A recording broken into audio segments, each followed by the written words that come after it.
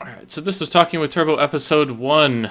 This is the start of a new series where we're going to try to take a more personal look at speedrunners.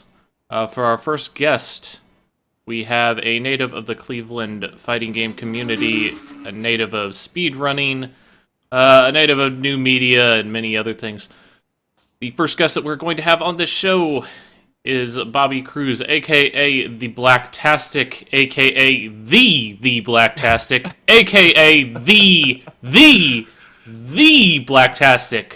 Blacktastic.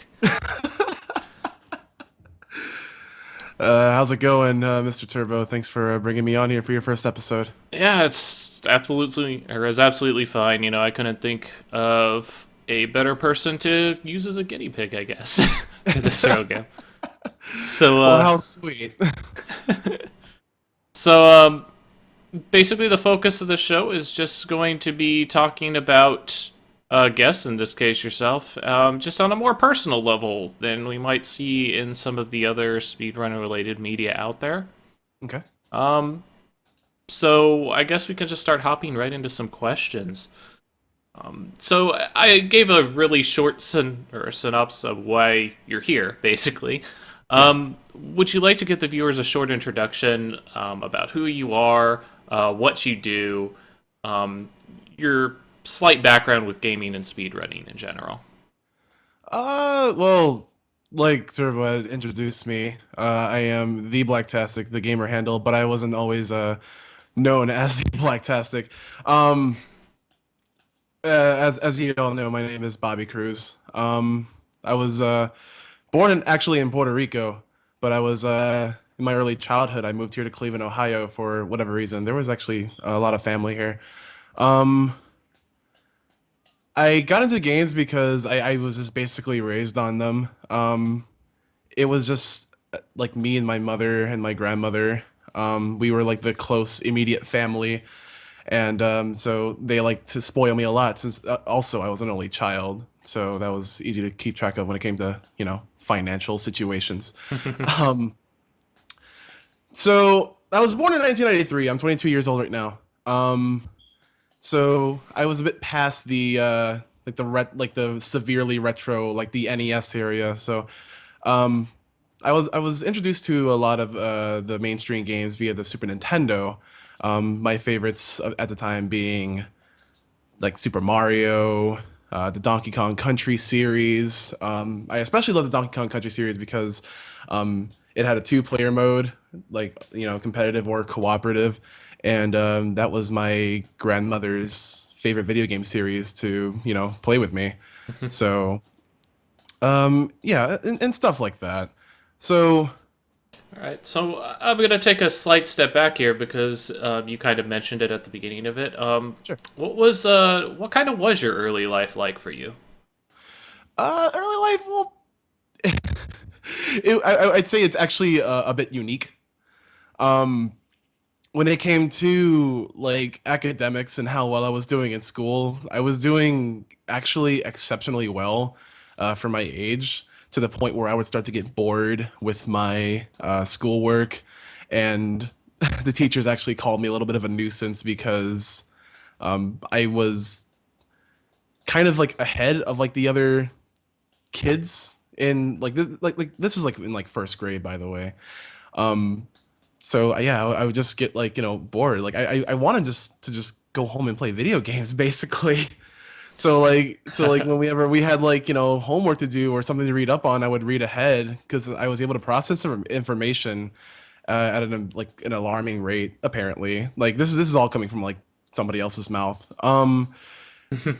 It wasn't until like the middle of first grade where I think my mother had me take like an IQ test or something because um, she kind of caught wind of like how fast I was progressing.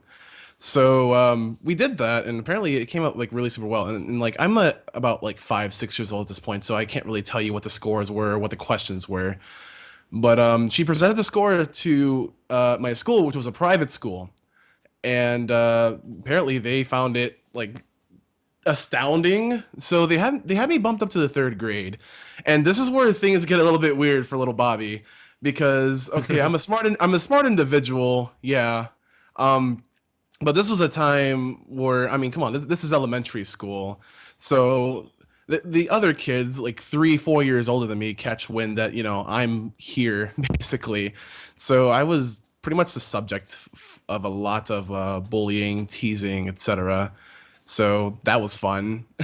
Do you Um, um do you but feel like you mentioned that you don't remember any of the questions? Do you remember how you felt going into the test, or like anything I kind of I regarding it? honestly thought nothing of it, man. I just thought like it was like another like school assignment or something, like something that I just had to do. I was a very like trained, obedient child. So it's like, whenever someone like older than me or like that had like the authority, seniority would like tell me to do something, I would just like do it. And like if you would ask why, or if I would ask why, the basic answer would just be, oh, just because I said so, or it would help you or something. So like I was basically like a young drone. I mean, I don't really want to say it like that, but like that's just kind of like basically how it was. So So yeah, I didn't really. do you feel that kind of start of formation for how you were as a person now? Like how Uh, well, I when you can look definitely tell you back, that I that guess 22-year-old Bobby highly differs in the way of thinking and rationality than 6-year-old, not Bobby. not Like, so much a follower or I intimidated as much anymore now, huh? no, because it wasn't until like maybe like high school where I was able to like mask like how old I was because I hit my growth spurt. So I was just like about like as tall as everyone, as like well built as everyone, albeit the squeaky high pitched voice, but like, some people talk funny, so I guess people don't really mind it. But yeah, I was able to fit in at the end of middle school towards high school, like a lot better than I was in original elementary, I'll tell you that. Okay. So you mentioned like you just wanted to get home and play video games, but I actually wanted to take it in a slightly different direction. So Sure. what? So you're in elementary school. You know you've been bumped up a grade or whatever. Yeah. What's the first? And maybe even before this, maybe even before you went into school, but what's the first non-video game that you remember playing as a kid?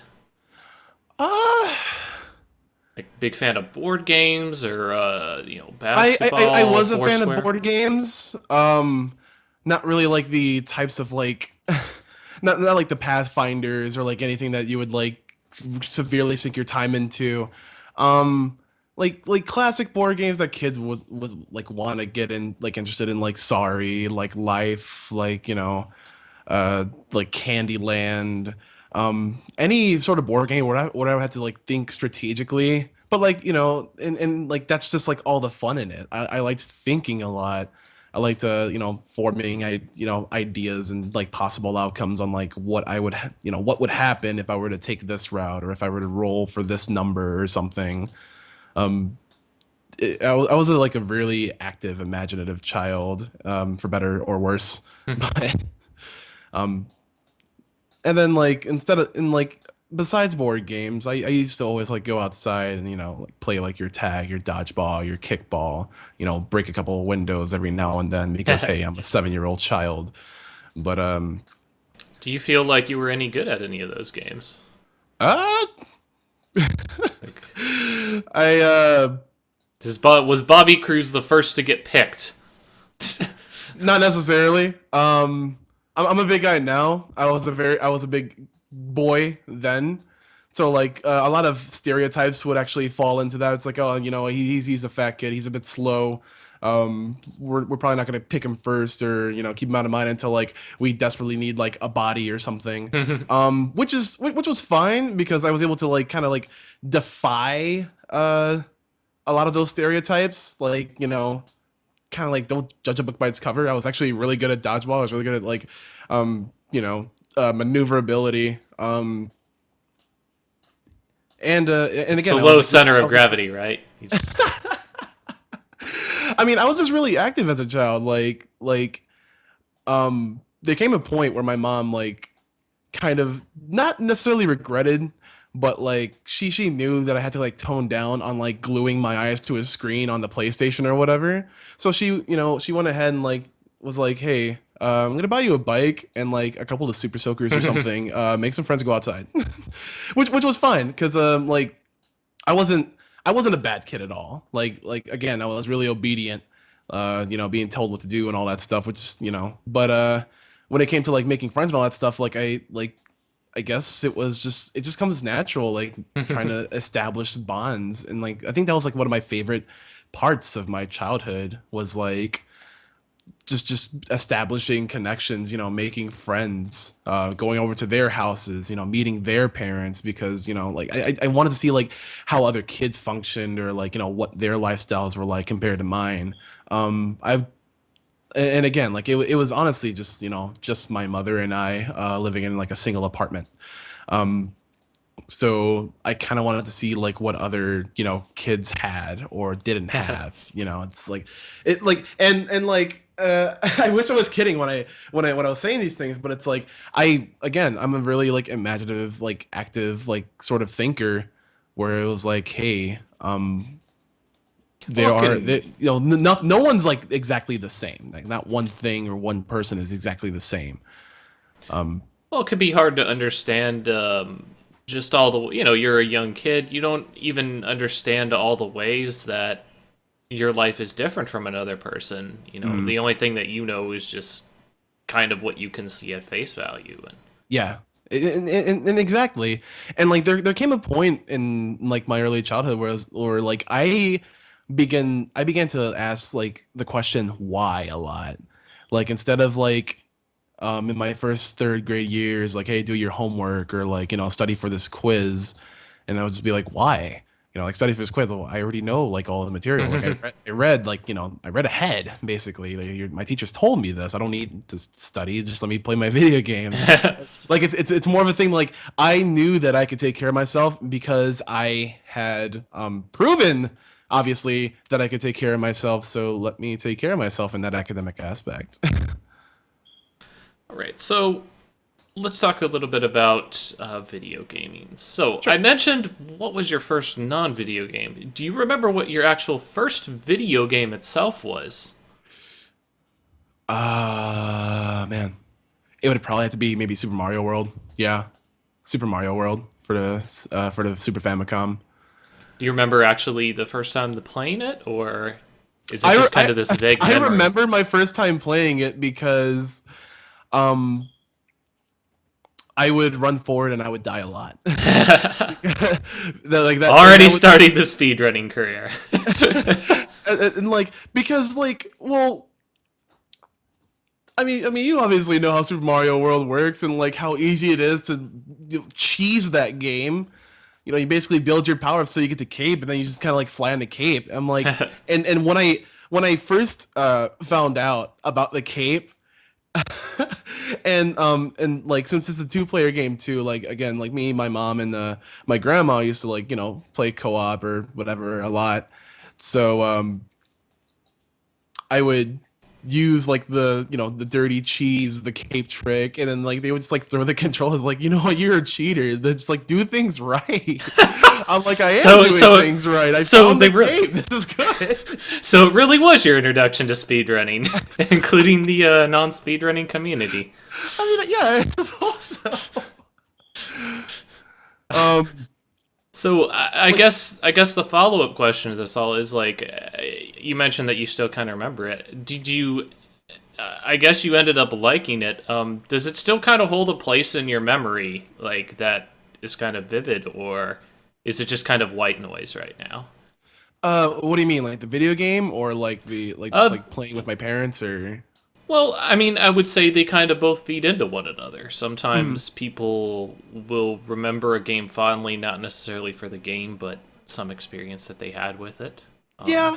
The three main games that we used to play as a family were like Super Mario World, Super Mario All Stars, and like the Donkey Kong countries, because um I wasn't allowed to. I wasn't like I was like soft banned from playing like any like sort of violent games, like fighting games like your Street Fighter and like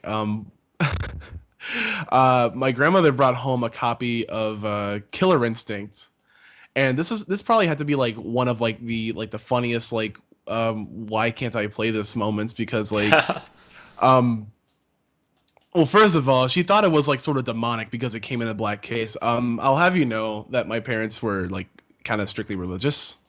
So like she sees like full gore on the cover and she thinks like that he's like a demon spawn or something. And I can't really tell that my parents about how what the game is. I barely even got a chance to play it, you know. Absolutely. I mean, it's only just a murderous robot. I mean, let's. Yeah, but not a demon spawn. And so I was soft banned from like playing that, and then like other like games where you actually had to actively kick and punch and fluids would fly out of the like the other person, like the Batman side scrolling games. Like I wasn't even allowed to play that, even though like Batman was like a pretty cool, influential character for, a multitude of children at that time. I was not allowed to be exposed to that. I see. So yeah, it was just basically those three games. Like I mean, it's not like I regret them. I mean, like I obviously got a chance to play through and experience all of them in later time when I was older. But I guess like at that age, I just wasn't allowed to. So looking back on your childhood, you mentioned that you just kind of breezed through school, kind of just kind of waiting for your time to Yeah. get back to your house or whatever, start playing again. Oh yeah. But here's another thing, like what, because you lived kind of during a part of the '90s where there was a lot of exciting things happening as a kid. At least I felt so. Mhm. So you know, kind of tell me about that. Like, what types of cartoons did you look forward to when you would come home from school? What did you love to eat? You mentioned friends, but you also mentioned getting bullied and stuff. Like, did you have many friends, or? Uh, I guess this would probably be one of the best examples of quality over quantity when it came to my circle of friends when I was a little kid, and hell, even now. Like I have a lot of acquaintances, sure, and I'm not as bully as I used to be, sure, but um, I had a couple of friends, like in like every grade since people don't like stay at that school or institution. I mean, like if they do, great. If not, I mean, like that's kind of life. It's not like it's the children's choice. Most of the time or Did predominantly. you realize that as a child? I did. It like. And like it was especially hard when it came to like making friends because like um I kind of knew that like in like some way shape or form that like they weren't gonna be there like forever, but like part of me just kind of like blocked that out of memory. It's like, hey, I'm just gonna have like the best time that I can with them now. um Especially when it came to like middle school, because I guess like middle school was like kind of like a sort of middle ground when it came to like who will bully me or like who will like befriend me or who just won't even give two shits about me. But and that was like just sort of the reason why like I just kind of wanted to like go back home and just like play video games, because like video games will be there for me. Like I still have the save file of Final Fantasy 4 that I need to like grind through. um and I mean, if friends want to go ahead and like come over and all that stuff and let's play games, then sure, I mean. But yeah, so like yeah, I only had like a couple of close friends, and I guess it just like was a bit more like in a more of an emotional attachment, because like again, like quality over quantity. Like I can have all these friends, sure, but where are they gonna be? Or I can just have like a couple of like really close friends, and basically do everything together, like experience stuff together. Like I'm a kid, I'm going. I mean, I'm in an outside. I'm like not even at my home.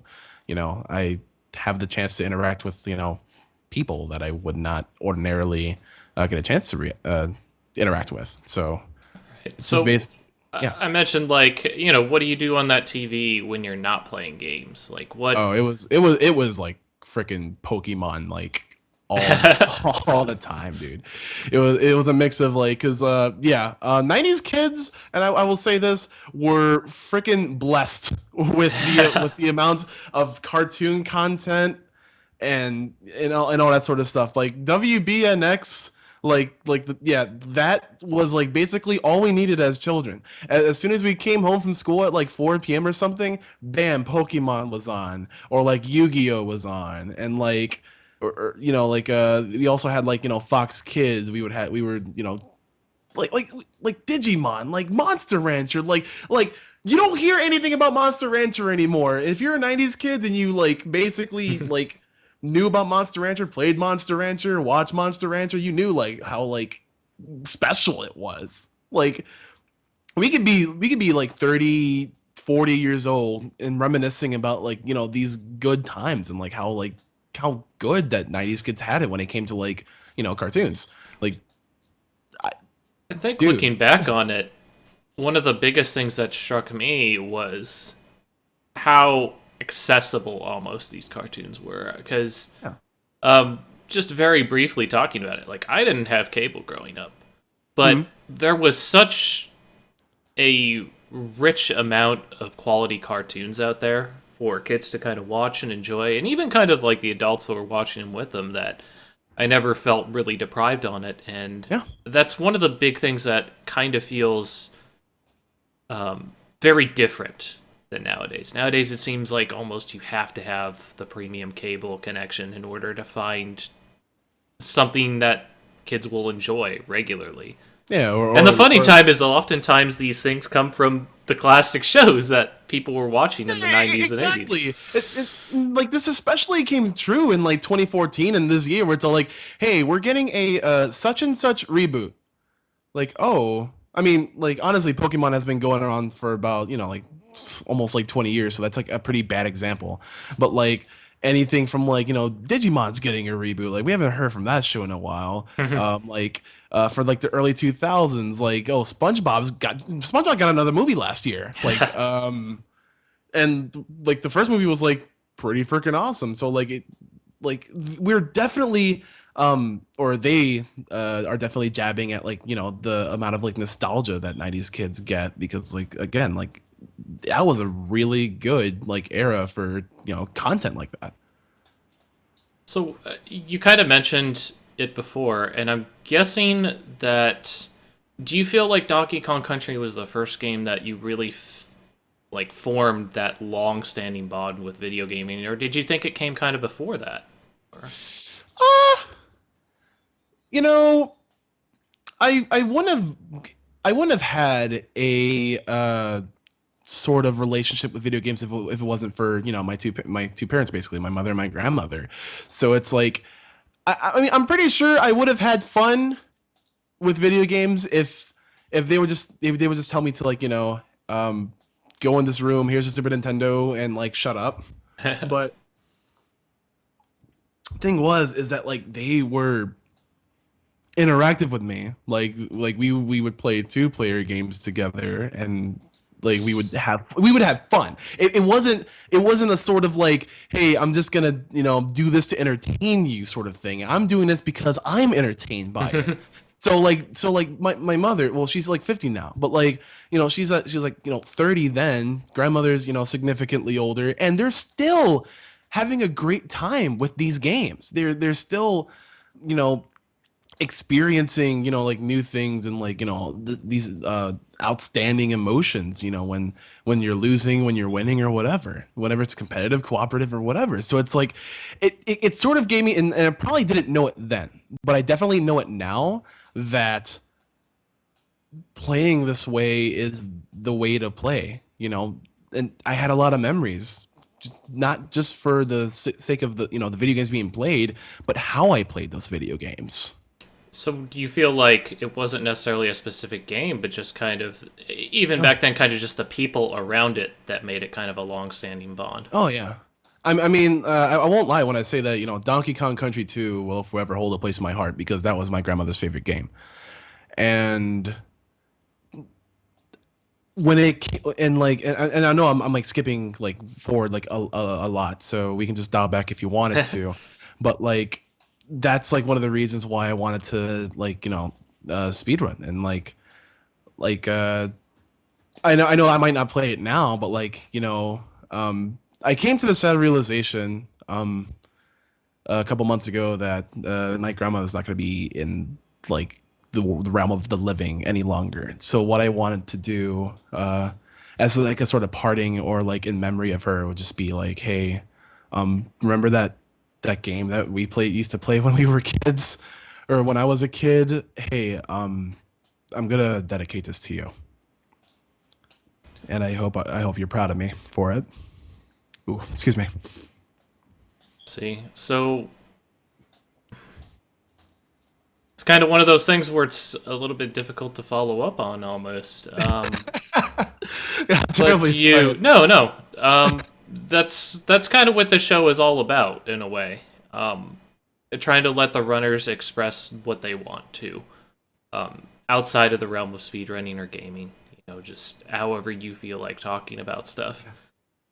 So you mentioned like all these bonds and connections and how these were older women that you were playing with. Uh, Yeah. do you think that kind of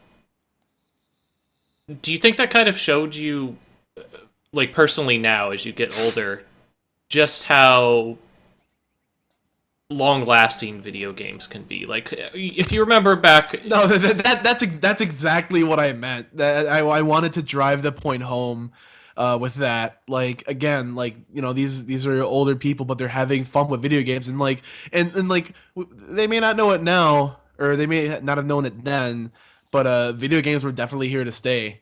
This wasn't a sort of like a cancerous Absolutely. thing or like a way to pacify your kids. It's enjoyable for everybody in some way, shape, or form.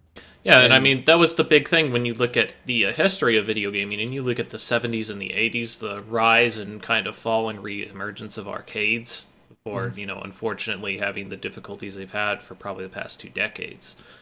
But it was often seen as just kind of this passing fad.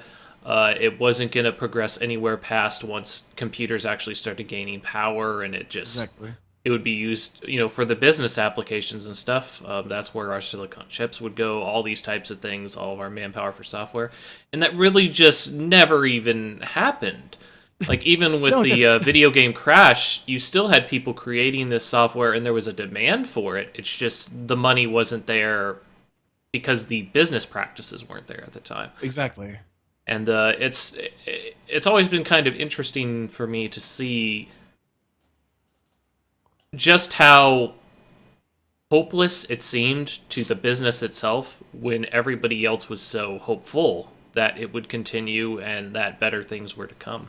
Yeah, I never really understood like why there were like even like campaigns to like eradicate video games. Like it wasn't like they spun it as such like a toxic thing because it's something that you kind of spent your time on or like in a negative way wasted your time on. Um but when there are benefits and when there are a wide variety of the populace of the entire world enjoying and putting this to good use, like why get rid of such a good thing? I'm not sure. I'm like spending hours grinding a video game, but it keeps me out of trouble. I'm not beating up kids. I'm not doing drugs. I'm not in jail. I'm at home. I'm quiet. What else do you want me to do? So, I guess I could ask another thing. So, you mentioned you start growing into your skin kind of in high school. Yeah. Why don't you, where did you go to high school? And maybe kind of tell me about it a little bit. It was an establishment called James Ford Rose High School. It's in Cleveland, Ohio. Does it still Um, exist? yes, it still exists. All right. And I my feelings about high school are completely mixed because a lot of things about that were like some were overwhelmingly positive, others like overwhelmingly negative. Like you have to realize I this was when I started to become an adolescent. I was again. I'm just growing into my skin basically. Well, while these other guys, 14, 15, 16, and 17, 18, because of juniors and seniors, Yeah. they're kind of already familiar with where they want to be in the short term right now. When it came to like how to function properly in school. Me, on the other hand, I didn't know. Like even though like I even though I got along with a lot of people, I still didn't really think I had a place. And that oh that's weird. And that was basically sort of my struggle in school. I'll give you a bit of an example, and of course this is personal, but whatever. Um, in I'm gonna say like my freshman year of high school, I befriended this one friend, and like we were good friends for a while. Um, we didn't necessarily like go out and do everything together because again like I'm right now like he's like 14, 15. I'm like 12. Like I had just turned 12, so it's not like Right. I can like go out to like I still had a really really early curfew. But when it came to like school, like we would like hang out, sit next to each other and all that stuff, and like have a good time and all that shit.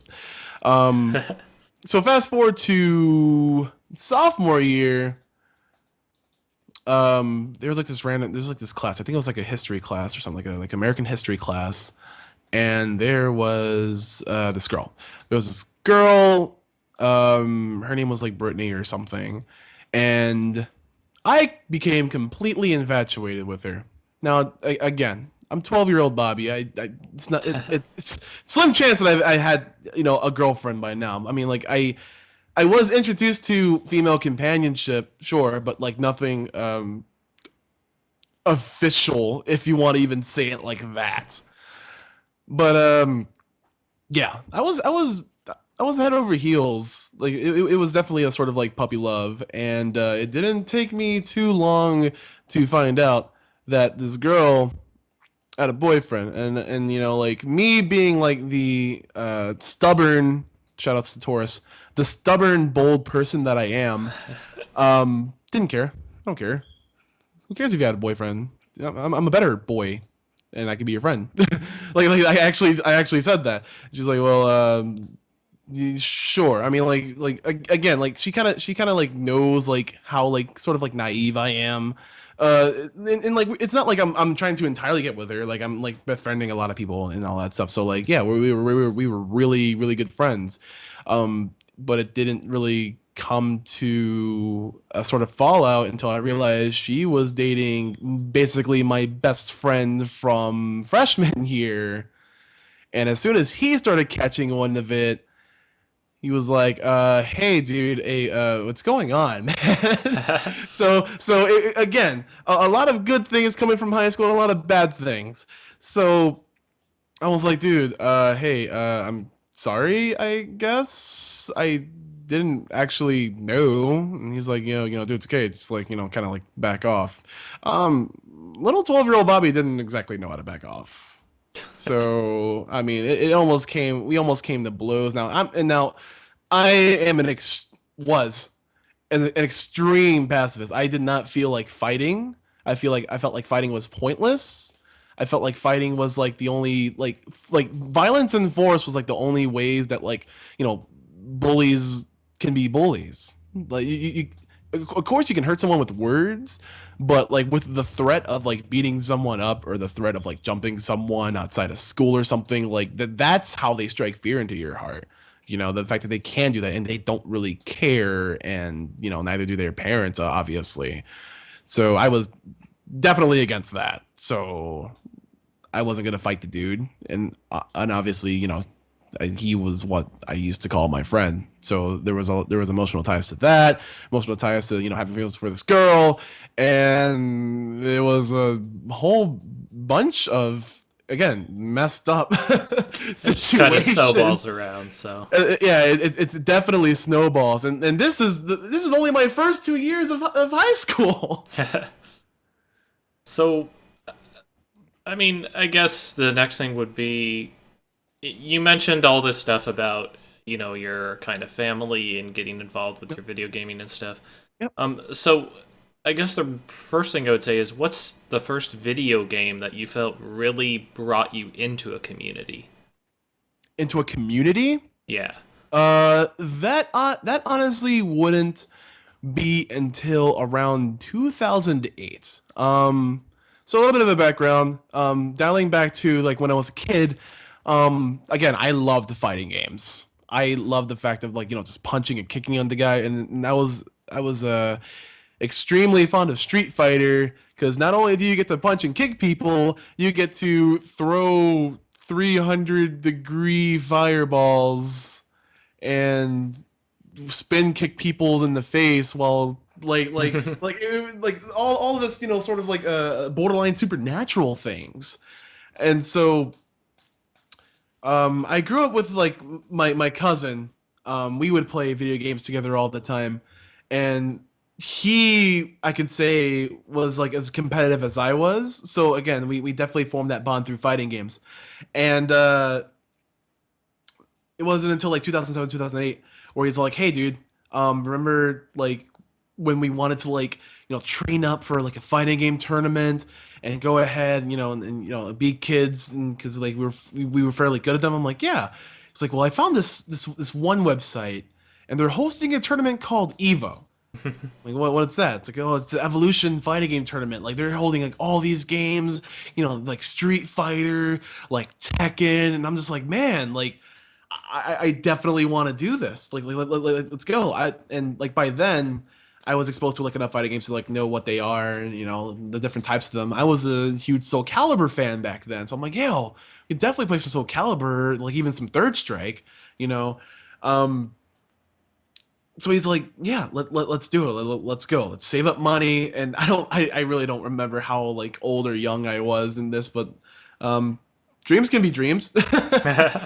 So yeah, so we did that, and then we did a lot of other forum searching. So we found something called Shoryuken, and they also have these things, not only for getting better at your game or character matches basically, but they have like a sort of like a matchup thread. It's like, hey, there are a lot of people in the 50 United States that play fighting games. Maybe we should meet up somewhere. And there was a Cleveland thread that says, "Hey, I host games out in like Macedonia, Ohio. If you don't know, Macedonia is like maybe like a 30-minute drive from like Cleveland."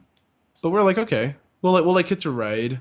While he's doing that, because he found the Soryakin forums, I went to a game forum, kind of like Shoryuken, called Dust Loop.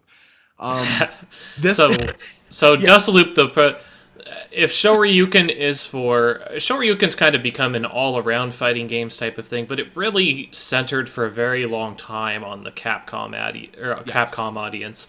Dustloop really pushed more of that Arc System Works, what we now kind of known as anime fighters, things like mhm. Guilty Gear. Guilty Gear was probably the biggest one where it gets its name, Dustloop. It yeah, And then it it's kind of it's it kind of grabs everything else over time. yeah. So I gotta ask, like, you hear about this Macedonia, Cleveland, you know, setup Fighting for game. Yeah, Ohio in yeah, general, yeah, yeah. and in general this online community. So how do you feel about this community as you're going into it? I There were a guess. lot of mixed feelings. None of them were exactly bullies, but there were a bunch of say like elitists. As like the first time I like came into like the community, I went to like the Macedonia meetups and all that stuff, and so this is 15, 16-year-old Bobby, and there are like, I don't know, like Like 30-year-old men. 27, 20, Yeah. 29, 30, yeah, 30-year-old guys, and like me bringing like a little Street Fighter, themed controller. I'm like, "Hey, I want to play." And some guys were okay with it. Some guys were welcoming. Others like weren't really like that keen. Like again, like this sort of like elitist thing. Um, there was this guy named Ed, and like and me and Ed are like good friends to this day. But he's like, "Hey man, do you play Tekken?" Like, "Yeah, dude, I play a little bit of Tekken." And like again, I don't know what to expect, but I assumed that I was pretty good at video games. Oh So man, he's this like, is yeah, this is where the good part comes in. yeah, this is Where where the good part comes in. because So I was gonna ask you because he mentions Evo to you. I was gonna ask if you ever got to see any of the sizzle reels for the Evo, or if you had seen any of the actual competitive gameplay. But this no, is where because the illusions get shattered, pretty much. yeah, so Going out of the CT was basement. a fairly brand new thing, and I was not allowed on YouTube at that time, Yeah. so I didn't get to see any of it. I just saw like the website, like, oh man, this is pretty great. Let's go. So this guy Ed, he's like, yeah, dude, let's play some Tekken. I'm not really that great. I'm actually pretty new at it. So okay, let's play a couple rounds. A couple rounds later, I completely hate this guy. This guy lied to me. What is this?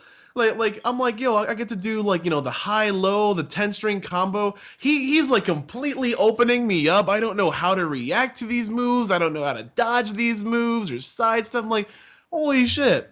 He's just laughing dude, I'm sorry. I was just fucking with you. I'm like, just tell me that from the start. Like I was completely shattered. Like it wasn't sort of like a, oh, I'm bad. I'm like depressed that I'm bad sort of thing. It was like more of like a, oh, I guess I gotta really step my shit up. I come to find out that Ed is a moderator for the kind of Shoryuken of the 3D fighters, or called Tekken Zaibatsu, which Yeah, Tekken Zaibatsu. Once again, kind of that didn't just focus on or on Tekken, but it was that whole like Namco yeah. fighting game community kind of. So once again, just all these communities kind of colliding over time. Hmm. These will, to give some history background, these will eventually pretty much all collide into Shoryuken and kind of stay there. Hmm. I believe all of them still exist. Deathloop is still active, but in general, Shoryuken tends to be the haven for all fighting games right now, since they are kind of the runners of the Evolution tournament, which is the largest tournament. They are Well, one of just the not as largest much. That's tournaments in the just not as world. much as they were, but we'll get back. We'll get into that Right. a bit later. But yeah, that was kind of like the first time like I was like really into a scene, because like like instead of like being like shunned because like I wasn't really good at fighting games. I showed the wanting to get better, like the drive and like the passion, because like, hey, I really want to like go to a tournament one of these days. I really want to perform like really well, and I really want to kind of show people what I can do. It was kind of way better than of like a sport, if you want to call it that, than having to go out to football practice every day or something. Like it just seemed like a complete waste of my time, and I just did not want to do that. It just did not interest me in the slightest.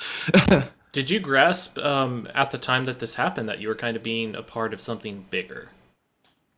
Maybe, maybe I was. I mean, I already knew how like big the fighting game community was to me, because like like the forums, like how many active members there were at that time, and like how willing or unwilling one player is to like help another or to start a scene or something, and especially in the matchmaking threads where I see like a lot of connections trying to be made, like, hey, we're from Minnesota, want to start, if there's interest here, let's start something up, or like, hey, we're in Cleveland, Ohio, let's start something up. Like like I didn't grasp it then, but when I went to those fighting game meetups in Macedonia, it really um, started to shine its light, especially since the guy that was hosting the fighting game meetups was actually one of the coordinators for one of the biggest fighting game major events in the U.S. and primarily in the Midwest, called Seasons Beatings, where like basically like legends were made in games of the Dark Ages, like Marvel 2, like Third Strike, like CVS 2, and I just could not believe how many people wanted to travel out for the event, how many people were being like flown out, how much international talent, Japanese players. Like I was almost like completely overwhelmed at that fact, honestly.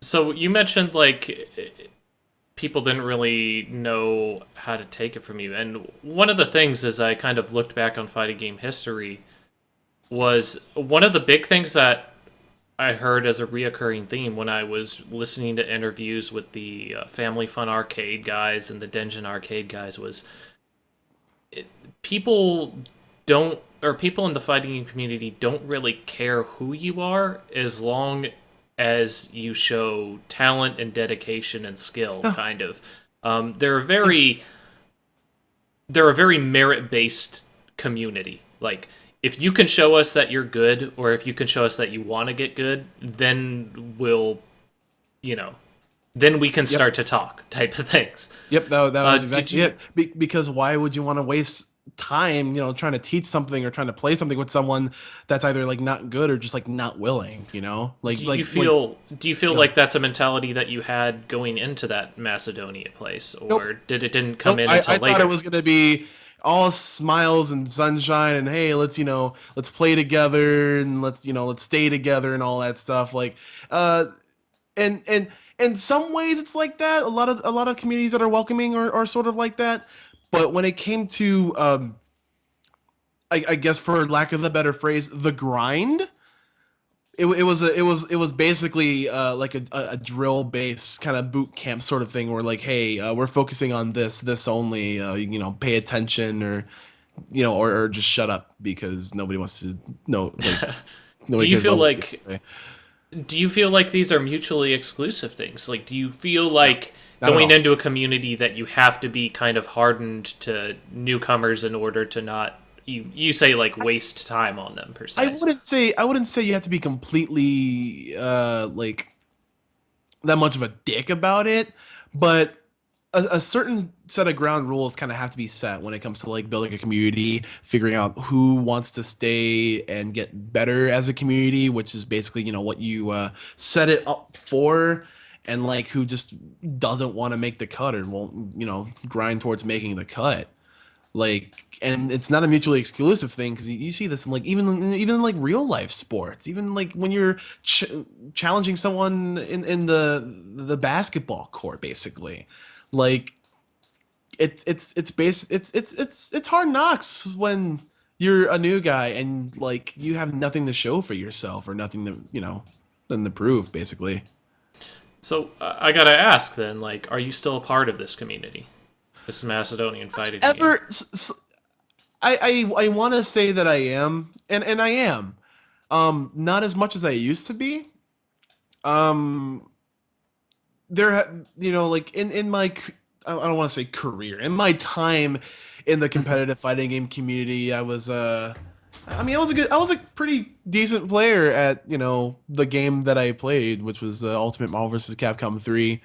Um, I've made placings, top eights, top 16s. I was once sponsored by a sort of fighting game team, which kind of had they kind of had like the sponsorships that fighting game players wanted at the time. Like we formed a partnership with Mad Cats, and Mad Cats was a really big peripheral maker in that sort of time because they're ones that they viewed like the fight sticks when Street Fighter 4 came out and all that stuff, and everybody wanted one of those, and they cost a lot of money. and and we kind of sort of had that like in our back, so it's like hey man, this is actually pretty cool. And this that was like one of the times where I thought I was gonna like go somewhere like not not exactly like be something because I kind of already was something because through that time from like 2008 to like a couple of years ago, like I definitely did prove myself in some way shape or form, but like this was like a completely different level for me. So I gotta ask then, like, was this the most impactful community you've been a part of, or like, kind of which one was bigger for you?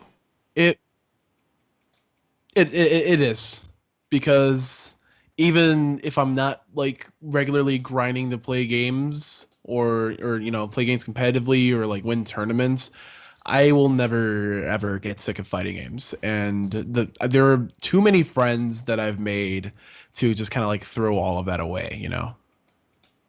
Yeah, that does seem to be a pretty common theme when talking about fighting games in particular. Mhm. People I've seen, people talk about how even though they quit the games, even because like they liked the game, not the fighting games in general. Like they had a specific game that they liked, and when it went out of style, they kind of stopped. Yep. But they still would continue to go to the arcades or whatever to go ahead and meet up with people, Oh kind of yeah. have a good time. Do you so kind of moving on to a different thing? Like, do you consider yourself a private person? A private person? Not really. Um, and this can all be linked back to uh my late childhood years to early adolescence, where again, when it came to school or when it came to like making friends, I definitely had friends. I definitely kind of sort of fit in, but I didn't know my place. I didn't know like how I fit in or where exactly, you know, what because like and like this was especially um prominent in high school where people would have their cliques. There would be the nerds, there would be the jocks, there would be the popular girls, and so on and so forth. And I, as a person, just didn't know where I was then. So when I reached out to like fighting games and like soon after speed running and like all in online communities and all that stuff, I like putting everything out there because it just shows that like I have nothing to hide. It shows everyone that hey, this is me. I may not be like the most popular guy or the most good looking guy or the most skillful person, but like this is what I have to offer. So like, and it especially comes noticeable now since we have like this whole entire wave of social media. You'll see me post rants on Facebook or Twitter, and like whether it's like good or bad, or or something like that. Like I have nothing to hide. That like this is me. You can either deal with it and can tolerate it, or like help me through it, or there are other fish in the sea. I can find another friend. I mean, it would hate to suck to lose someone like that on frivolous things, but life goes on.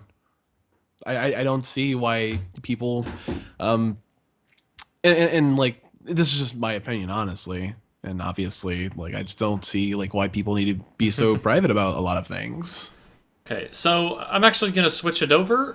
Part of the show is I ask people if they would like to play, some games, and they don't necessarily have to be the games they speed run or whatever, just games that are kind of interesting them at the time. They Sure. want to show off something cool, or just kind of play the game. That's all good. The game that Blacktastic has shown that I'm going to be bringing up here. He's decided to play a game called Mute Crimson Plus, which is a fairly recent game. It came out Mhm. in mid-August 2015. Developed and published by Iced Lizard Games. You can check it out on Steam. Mhm. Usually goes on sale for pretty interesting action platformer. But Yep. we're just going to kind of play that out as we go along. Did you want to say a couple words on the game real quick before we kind of move on? This is an amazing game. If you're looking for a lot of retro-esque platformers, especially something like like a '90s kid would be growing up with, I'd say definitely purchase this game. It's a definite time killer, um, and it's kind of games like this where and I'll kind of dial back to my childhood about this. It's like when you play a game and like you think you're good at it, you kind of want to like play it faster. This game kind of like definitely does that because the difficulty in here is all about the stages, not necessarily about the bosses. So it's just kind of like um finding your way to kind of go faster or whatever.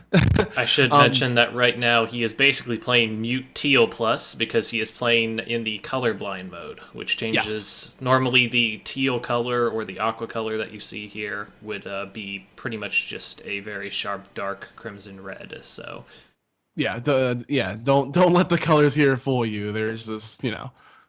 very visually striking game. But I digress. We're going to go ahead and kind of pick up where we're at. So, speaking about kind of moving out from being a private person Mhm.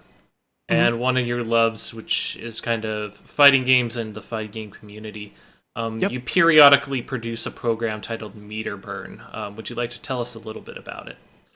So I'll go off and start by saying Meterburn was not my idea. Meet Everyone was not my idea. It was actually my co-host idea. Because we felt at that time that there weren't enough Well, first of sort all, who is your co-host? Let's put it that way. uh my co-host goes by the name of Katie, and or her handle is Katie Cujo. She is a Street Fighter player based out of the Pittsburgh fighting game community. Um, and a lot of people adore her, obviously. But I digress. It was her idea because she thought that the amount of and this is definitely around the time where Twitch started taking off like exponentially. That there weren't like kind of like podcasts or like talk shows about the fighting community that were in a positive light. Um, Around this time was a show that was being broadcast every Tuesday regularly called the On Blast Show. Now, that just kind of that was a sort of like a Jerry Springer-ish, unfiltered, uncensored sort of show, which isn't all necessarily bad, but it wasn't about fighting games. It was about the fighting game community, sure, but it wasn't about fighting games. It was about It people was the having beef with one another it and was the Seinfeld of fighting game shows. It was a fighting game show about not fighting games, just about nothing. exactly. Exactly. And like I mean, yeah, they'll talk about like, oh, we went to this tournament and all that stuff, but like but it was definitely not about that in the grand scheme. So we wanted to create something that's informative, something that's easy listening, and something that's fun to interact with and listen to. So I'm like, okay, I'll do it. Did you guys draw any inspirations from some of the other shows out there? Like, just to throw out a name that I feel at least has been a fairly positive influence, like Ultra Chen TV, which is kind of produced by Ultra David and James Chen. For those that don't know, Yeah. I and like through my years in the fighting community, I had talked with them a lot, and they are like one of the most friendly and just they and passionate people about what they do, and they're really analytical about pretty much everything about fighting games, which is amazing to me. Um, which is what I kind of wanted to bring to the show, and also that they had a sort of personality about them too, and I felt at the time that I had that. Katie's a pretty face and she's a decent player. She has that. We can bring this to a different light, in our own unique way. and you mentioned I'd like to mention that you say like she brings a pretty face to it, but I think it's clear for anybody that has heard you speak about the show or about your co-host, Mhm. that it's never about pretty faces. No, That's the value that she brings to the show. It's more no, the no, no. She's really bright, and she pulls in a lot of ideas and a she. lot of our I guests. guess the So point is she would, even if she came up with the concept, she would not be on the show if you didn't think that she had value to bring with the exactly. guests, and same for you actually. Yeah. Like I felt like doing it because I've always wanted to start something like that, just not necessarily like fighting game esque. This was like around a time where I started to shift away from fighting games and stop traveling as much because I didn't have a sponsor at the time. I don't want to waste all my money. I was a college kid. I wanted to work towards that, but I still felt like there was some sort of chemistry between us in a working sort of manner that we'd be able to bring a lot of entertainment to the fighting community and information that then like other people try to. So do you feel like information or education was the main uh sorry, not information or education. Education or entertainment, which of those do you think was the main focus of the show, or do you think it's really split down the center? I I definitely wanted it to be split down the center because if Well, you you because you say can't. that there's a thing that sticks out to me is you say you wanted it to be. Do you feel like it has kind of I mean, changed over I time? mean Um, the thing is about the meter burn thing was that we didn't really get the most stellar of starts. Again, there were a lot of Let's take a step back then. So, like, what sure. was the catalyst that you actually, you talk about this concept, you kind of like, you kind of ballpark it with one another how you might do it. What's the actual impetus that catalyst that you go like, okay, we're doing this day, and you know, you get everything set up.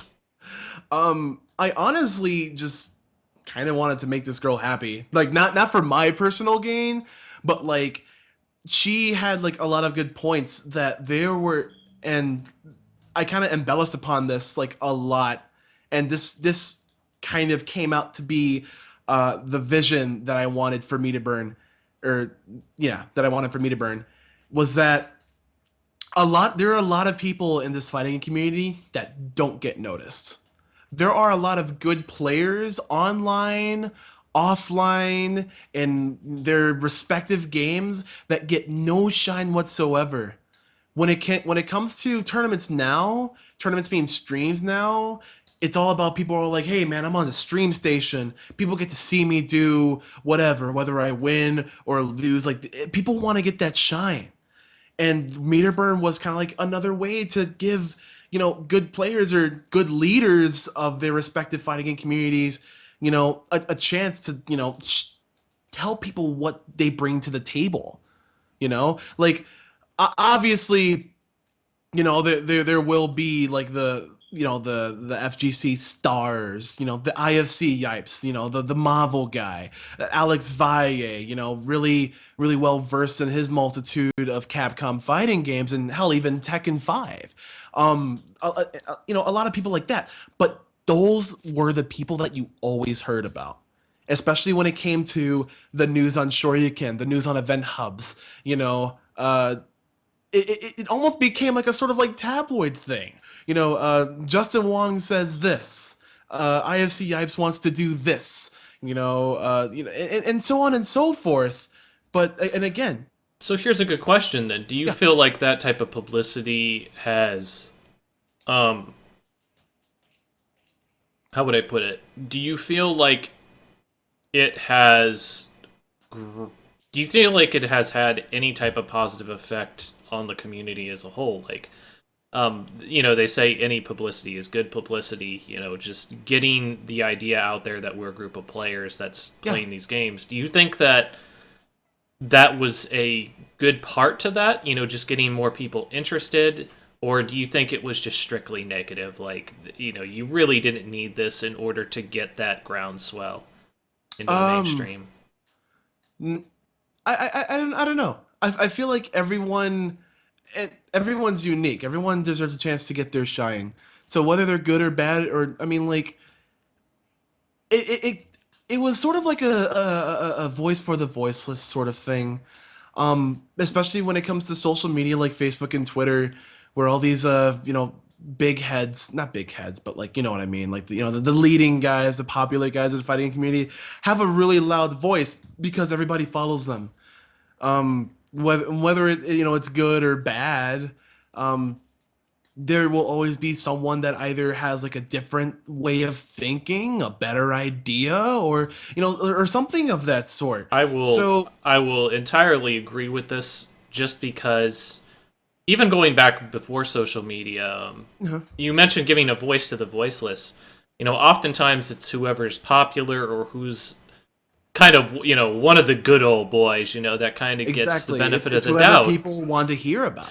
But, looking back on it, there were plenty of times where either people were wrong, that they needed a new look on things, or flat out they did something that was incredibly negative. Uh-huh. I don't want to stick on it too long, but for example, like something that has come to light probably over the last 3 years that pretty much everybody in the community knew about it, but it just hadn't gotten the type of attention until social media, is things like bracket fixing. Yep. And I feel like everybody kind of knew it existed in the fighting game community, but I'm not sure any of them knew exactly how bad until people started posting the paper brackets for things, and they're like, okay, why does this guy have the easiest bracket ever? Yeah. or like, wait, I was supposed to fight this guy at this time. Why am I not fighting him? Like, that was a favorable matchup for me. Why did you change it? Mm-hmm. Just and it takes a variety of forms, but yeah, I can definitely understand where you are coming from when you say like it's important to take things by the merit of what's being said, not on the merit of who's saying it. Although Yeah. that can play a part in it, like No, you got to take a it scumbag says definitely something, you got to be aware of it. right. but But I but like the thing about that was that like um sure there were a lot of negative things going on, and people trying to blow each other up for that sort of thing, but we definitely wanted to keep the focus that not everything in the fighting community is bad. And especially when we give these skilled players or thinkers or organizers of fighting game tournaments within their community or whatever, is that like this the good definitely outweighs the bad. Do you feel And like your concept has stayed with that? Like, do you feel like you've kind of most definitely, okay? most definitely, we have the Meter Bird team has featured a multitude of people that you wouldn't get to hear otherwise. Of course, we had like our favorites, like we had Alex Faye on, we had IFC Yipes on, and all that stuff. But we were just people love hearing about what they have to say, especially when it comes to baby faces, a sort of if that sort of term in the community. Like really nice thinkers and people who want to do good and people who want to like share their ideas. Um, then also in that same light, there are other people besides the well-known people that either think the same way or have better ways of thinking or more opinions or like again like it's just different. So we'll save the opposing view of this, perhaps for another time when I might interview you again. But we'll start with the positive one, which Sure. is which is probably your most favorite guest that was on Meterburn. Man. I went with your favorite, but I'm not going to ask you the opposite question until maybe another time. But Maybe another time. Maybe when I have this is about positivity, right, in the I fighting mean, game community.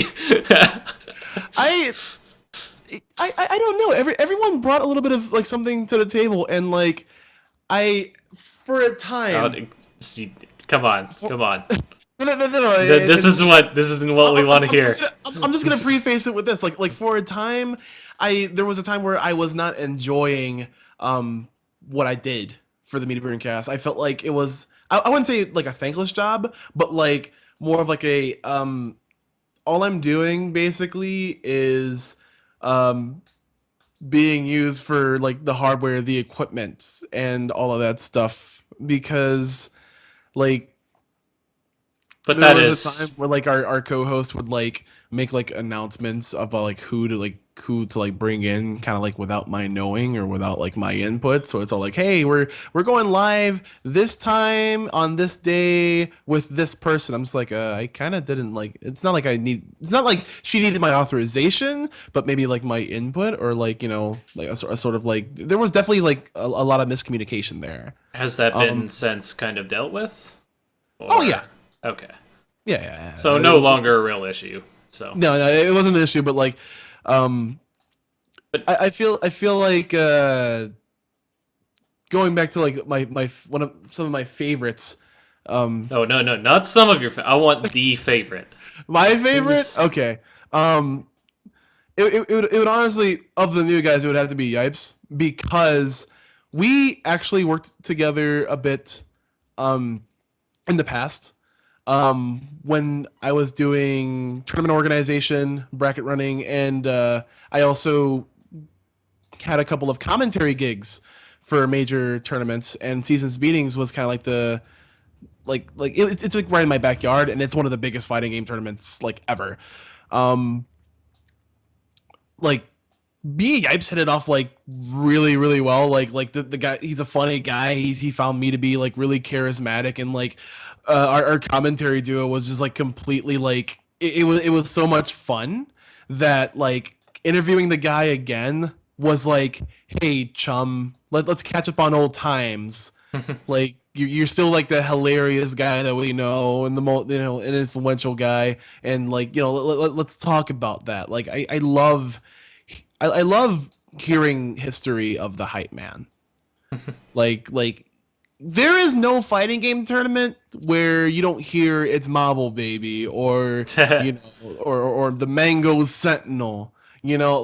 Like that guy is one of the most influential figures, also one of the most humble, nice, friendly like people that you will ever come to know, dude. Like it just kind of debunks the fact that all well-known figures are a term we want to call Hollywood. Like they don't have Well, the and the mentality. opposite of that, the antisocial, also. You Yeah, know, no, like, exactly.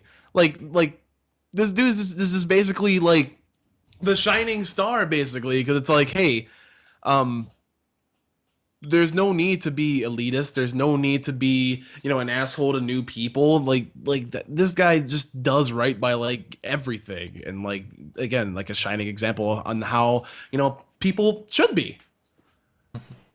And also he's grown to be like one of my good friends. So like there's things like that.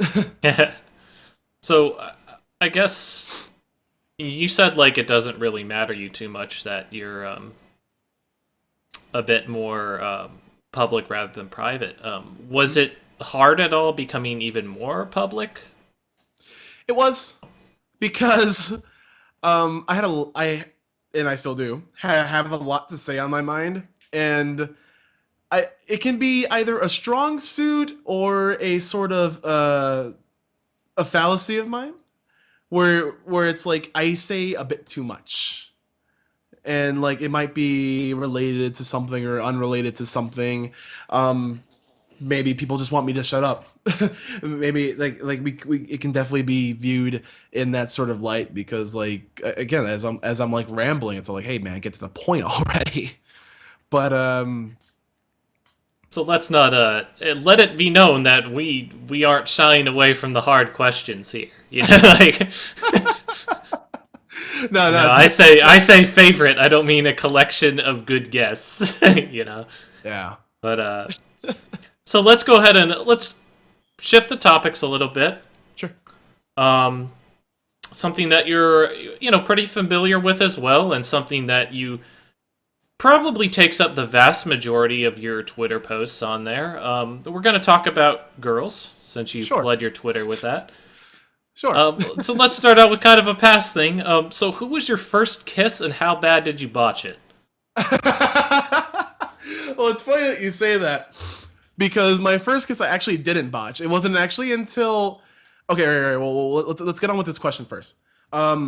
My first kiss. Now, technically, I was 4. I was like Well, in preschool. technically, technically, oh, your mom, but we are, Shut up! yeah, No, we no, are. no, no, no, no, no, no. It wasn't any. It wasn't anything like that. It was. It was. I was Although if friends your with. mom didn't kiss you till you were 4, there's probably I don't know. When I was in preschool, there was this girl that I was yeah, really quite fond of, and I forget her name, but um, I This came is to this is a find good out. start. No, I came to find out that she lived in the exact same apartment complex as I did. So obviously, we would get together and hang out a lot, and I would be like, "Hey, let's play some video games," and like she'd be like, "Yeah, okay, cool." So like we would like play like video games. We would play like the Sega Genesis and like PlayStation, all that stuff together and all that shit. And then like, um, hi, you're a girl.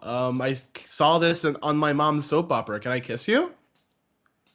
It's like, yeah, sure. And then like, I mean, wasn't like a sort of like first love sort of thing, Yo, the because I was smooth obviously moves.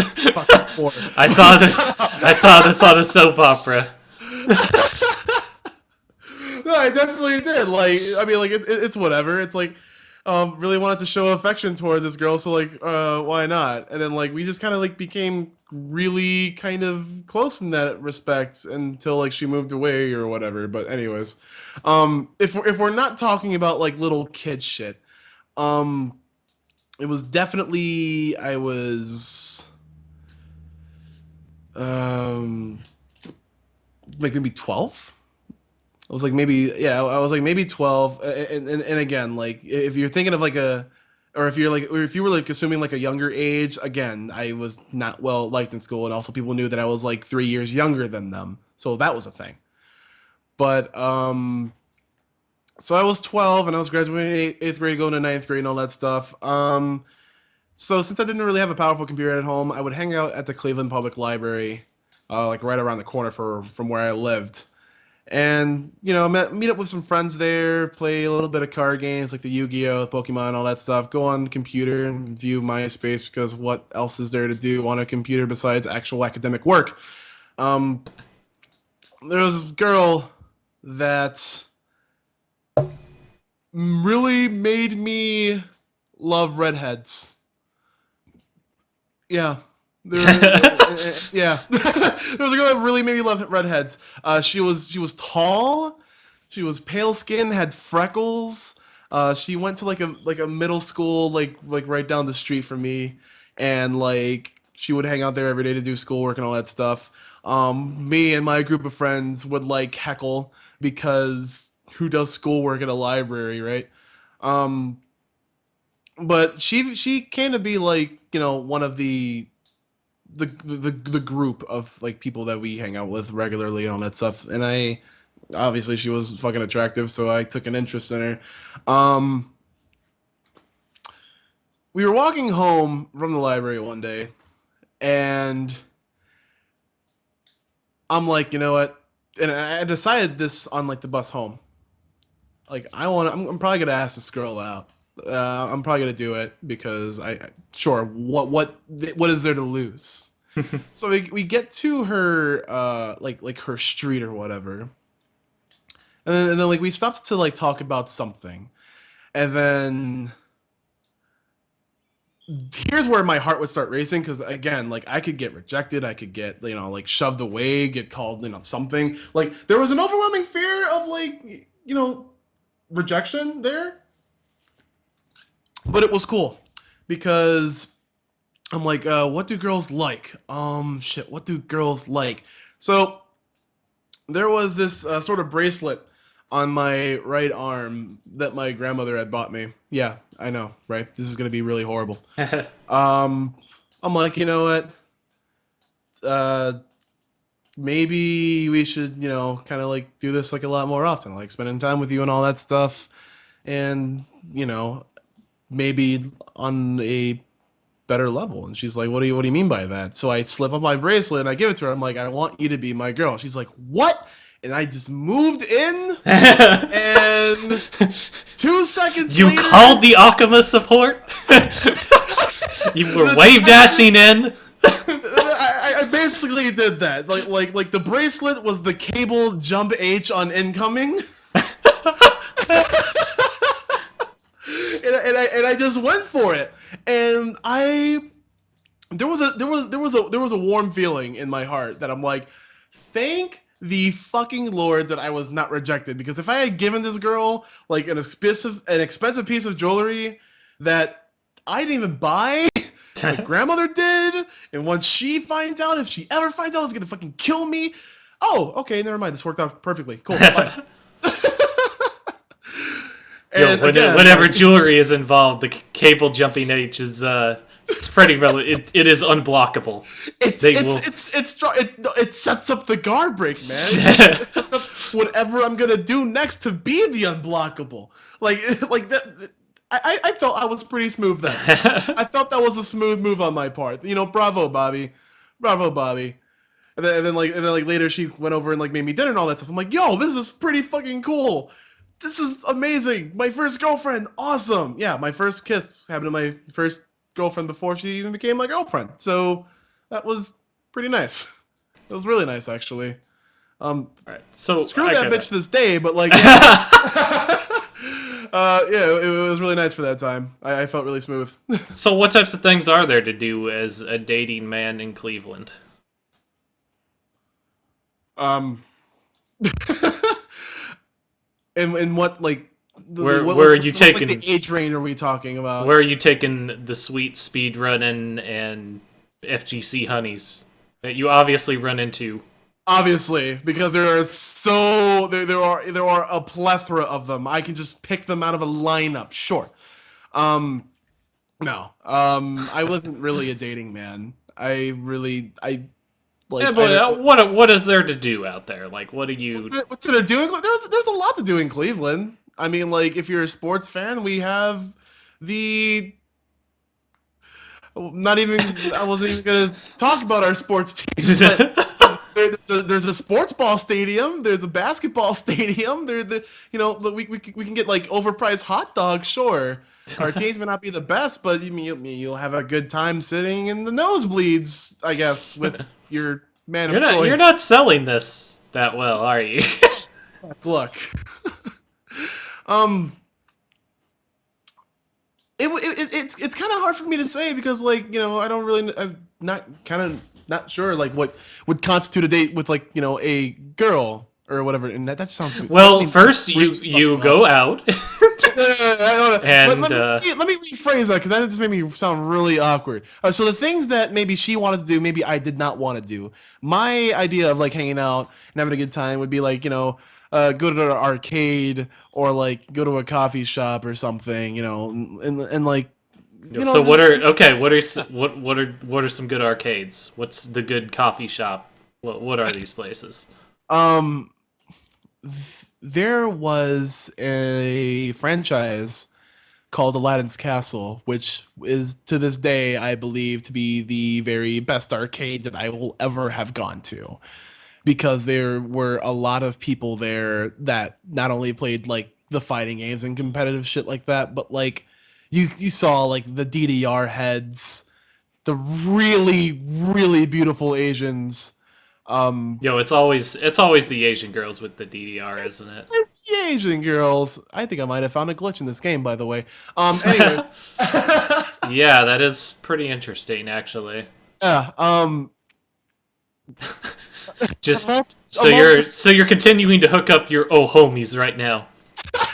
Tell tell them where they're going. no. So yeah, I mean like, and the only reason why I say that So the Aladdin. What else? Yeah, the Aladdin's Castle was good because of the hot Asians and the plethora of fighting games there.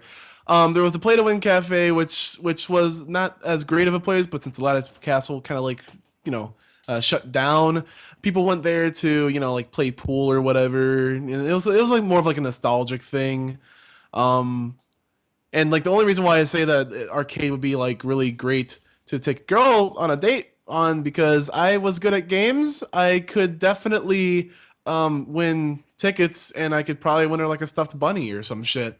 Like and Yo, the all two that for no one. sense to me because it's not my money that I'm spending directly, maybe. Yo, the 2 for 1. Kind The of. present and the game. I mean, and like besides the arcades, there's I mean obviously like like the movies or like the drive-in or I mean I couldn't drive then. What am I talking about? But like what I'm saying like, um, but or like even like just like going out to eat. Like again, I had like a really bland well I had a really bland All right. outlook on where to take women on. Quick fire also on Cleveland. So where do you go to eat in Cleveland? Where I go to eat? You're there in a fighting game tournament or whatever. Well, where are you going to eat? You go to Melt. You You go go to to Melt, Melt. which is it's a small franchise. They specialize in grilled sandwiches. Um, their chicken parm is just fucking amazing. Even though on busy nights it's like a 2 hour wait, it's definitely worth it because the food there is top notch, as in like amazing. They have like an excellent draft list as well. Um, in a really like big, hospitable, and really friendly environment as well. Another place you can probably go, the Bella Subs in Independence, Ohio, which is not that shy of Cleveland. Again, specializing in subs and like the ways that you can customize them. Like there are places here that will have you say screw insert franchise here. Like I went to the Bella subs, screw Subway. Why would I want a Subway? Why would I want a Subway sub? Why would I want that? All Like, right. So what you're saying is, you go to the Aladdin, you pick up an Asian honey, then you go to Play to Win bar, and you play some. You get her the 2-for-1 with the stuffed bunny, yes. and then you go to Melt. This is it. This is the perfect thing. All right, But, we've solved the riddle. So I know that you dabble in some wrestling here and there, or professional wrestling. Sometimes you speak a little kayfabe. So let's get into that a little bit. Sure. I guess we'll touch on this just briefly. Who did you like to watch wrestle when you were younger? And like, kind of, who were your favorite baby faces and heels? Uh, The Rock, because he was both. He was obviously both. And like this is like again in my adolescence where I became to be sort of charismatic because I became friends with like everybody that I wanted to, anyways. And he was just so talented. He was athletic. He was good looking. He was basically like who I wanted to be. Like wanted to be this quick firing, just like not even pun making, but like just like slightly roasting. Like he's kind of like the asshole that everybody loves, Mm-hmm. and I wanted to be like that. Like like that was great. Other wrestlers like if we're talking about basically like skill, Shamrock was one of mine. Like early '90s, 2000s. Stone Cold, because again he's charismatic, everyone likes him, but he's not exactly a nice guy. Like I was under this like So kind of the big imagination guys, that- but one of your boys that wasn't like one of the big guys. So Shamrock's kind of one of those that Yeah. kind of sticks out to you as the mid carder. That yeah. because some of the- it's easy for everybody to be like. It's like, easy for everybody to be like Shawn Michaels or like Stone Cold Oh, or The yeah. Rock. But you never hear of like any of like the lesser knowns, like Jamie Noble when he was in his prime during wrestling. People were like people would rather hear about like Sting or Goldberg or anything like that. But like Gregory Helms, another one that I really enjoyed watching. Just him just do like the most crazy, insane flips and stunts and all that stuff. Like I already had a notion that wrestling was scripted, but like the tricks, the stunts that these guys are performing are there's not any wires attached to them or anything. They're not bungee jumping, you know, to like insane heights. Like this is actual real like athleticism going on here. I was a huge fan of like the lighter weight guys, the cruiserweights, just because they're able to do that with little to no effort at all. So I guess another thing to ask, because I find a lot of wrestling fans, kind of myself included, are really disillusioned with wrestling. Is there anybody that you like particularly watching now, or is wrestling kind of dead for you? Wrestling isn't dead because there's a lot of funny shit that goes on, whether it's scripted or not. um, Kevin Owens, known as Kevin Steen back then, is definitely like one of these raw, unfiltered, uncensored sort of guys. I mean, yeah, he kind of has like a sort of code to follow with the WWE, but he's still like this IDGAF, I do whatever I want type of guy. Like he's always been before he entered the WWE, before he was ever called up. CM Punk was definitely like the same way, and I still adore him to this day because even with his fallout with the WWE, he does whatever he wants. He did whatever he wanted. Like I was and still am a fan of like the badasses that people like love because they can, they're so charismatic and like so skilled that they do whatever they want and people love them for it. Like, All right. So we've talked about a lot of stuff up to this point, and this is supposed to be a more personal look at speedrunners. But you know what? Let's get into the actual speedrunning stuff. oh Now, yay. all right. So, I mean, I guess the most basic questions is what got you into speedrunning? What was your first game? And what were some of the other options that you considered? Okay. First of all, I'd like to give a very special thank you to Scout because I got into speedrunning because of him. Well, not necessarily because of him, but because I saw one of his videos on the Speed Demos archive of him speedrunning Castlevania Symphony of the Night, which you obviously are familiar with.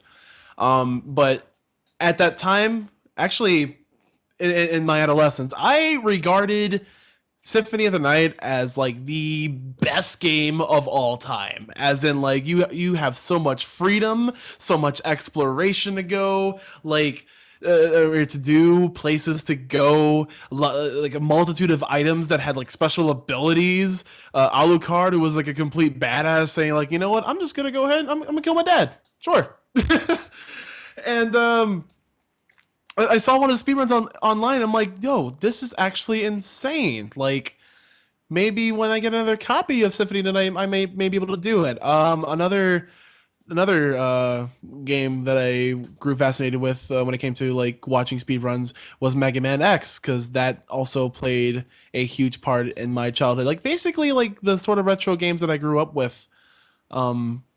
Finding people finding ways to like go fast and like even break the game to go fast, like I thought that was fascinating. Like I was a huge fan of like glitches and whatsoever's because it was cool, because like some were really hard to replicate and nobody else could do them. Like that was pretty cool in in that aspect. So those two games primarily.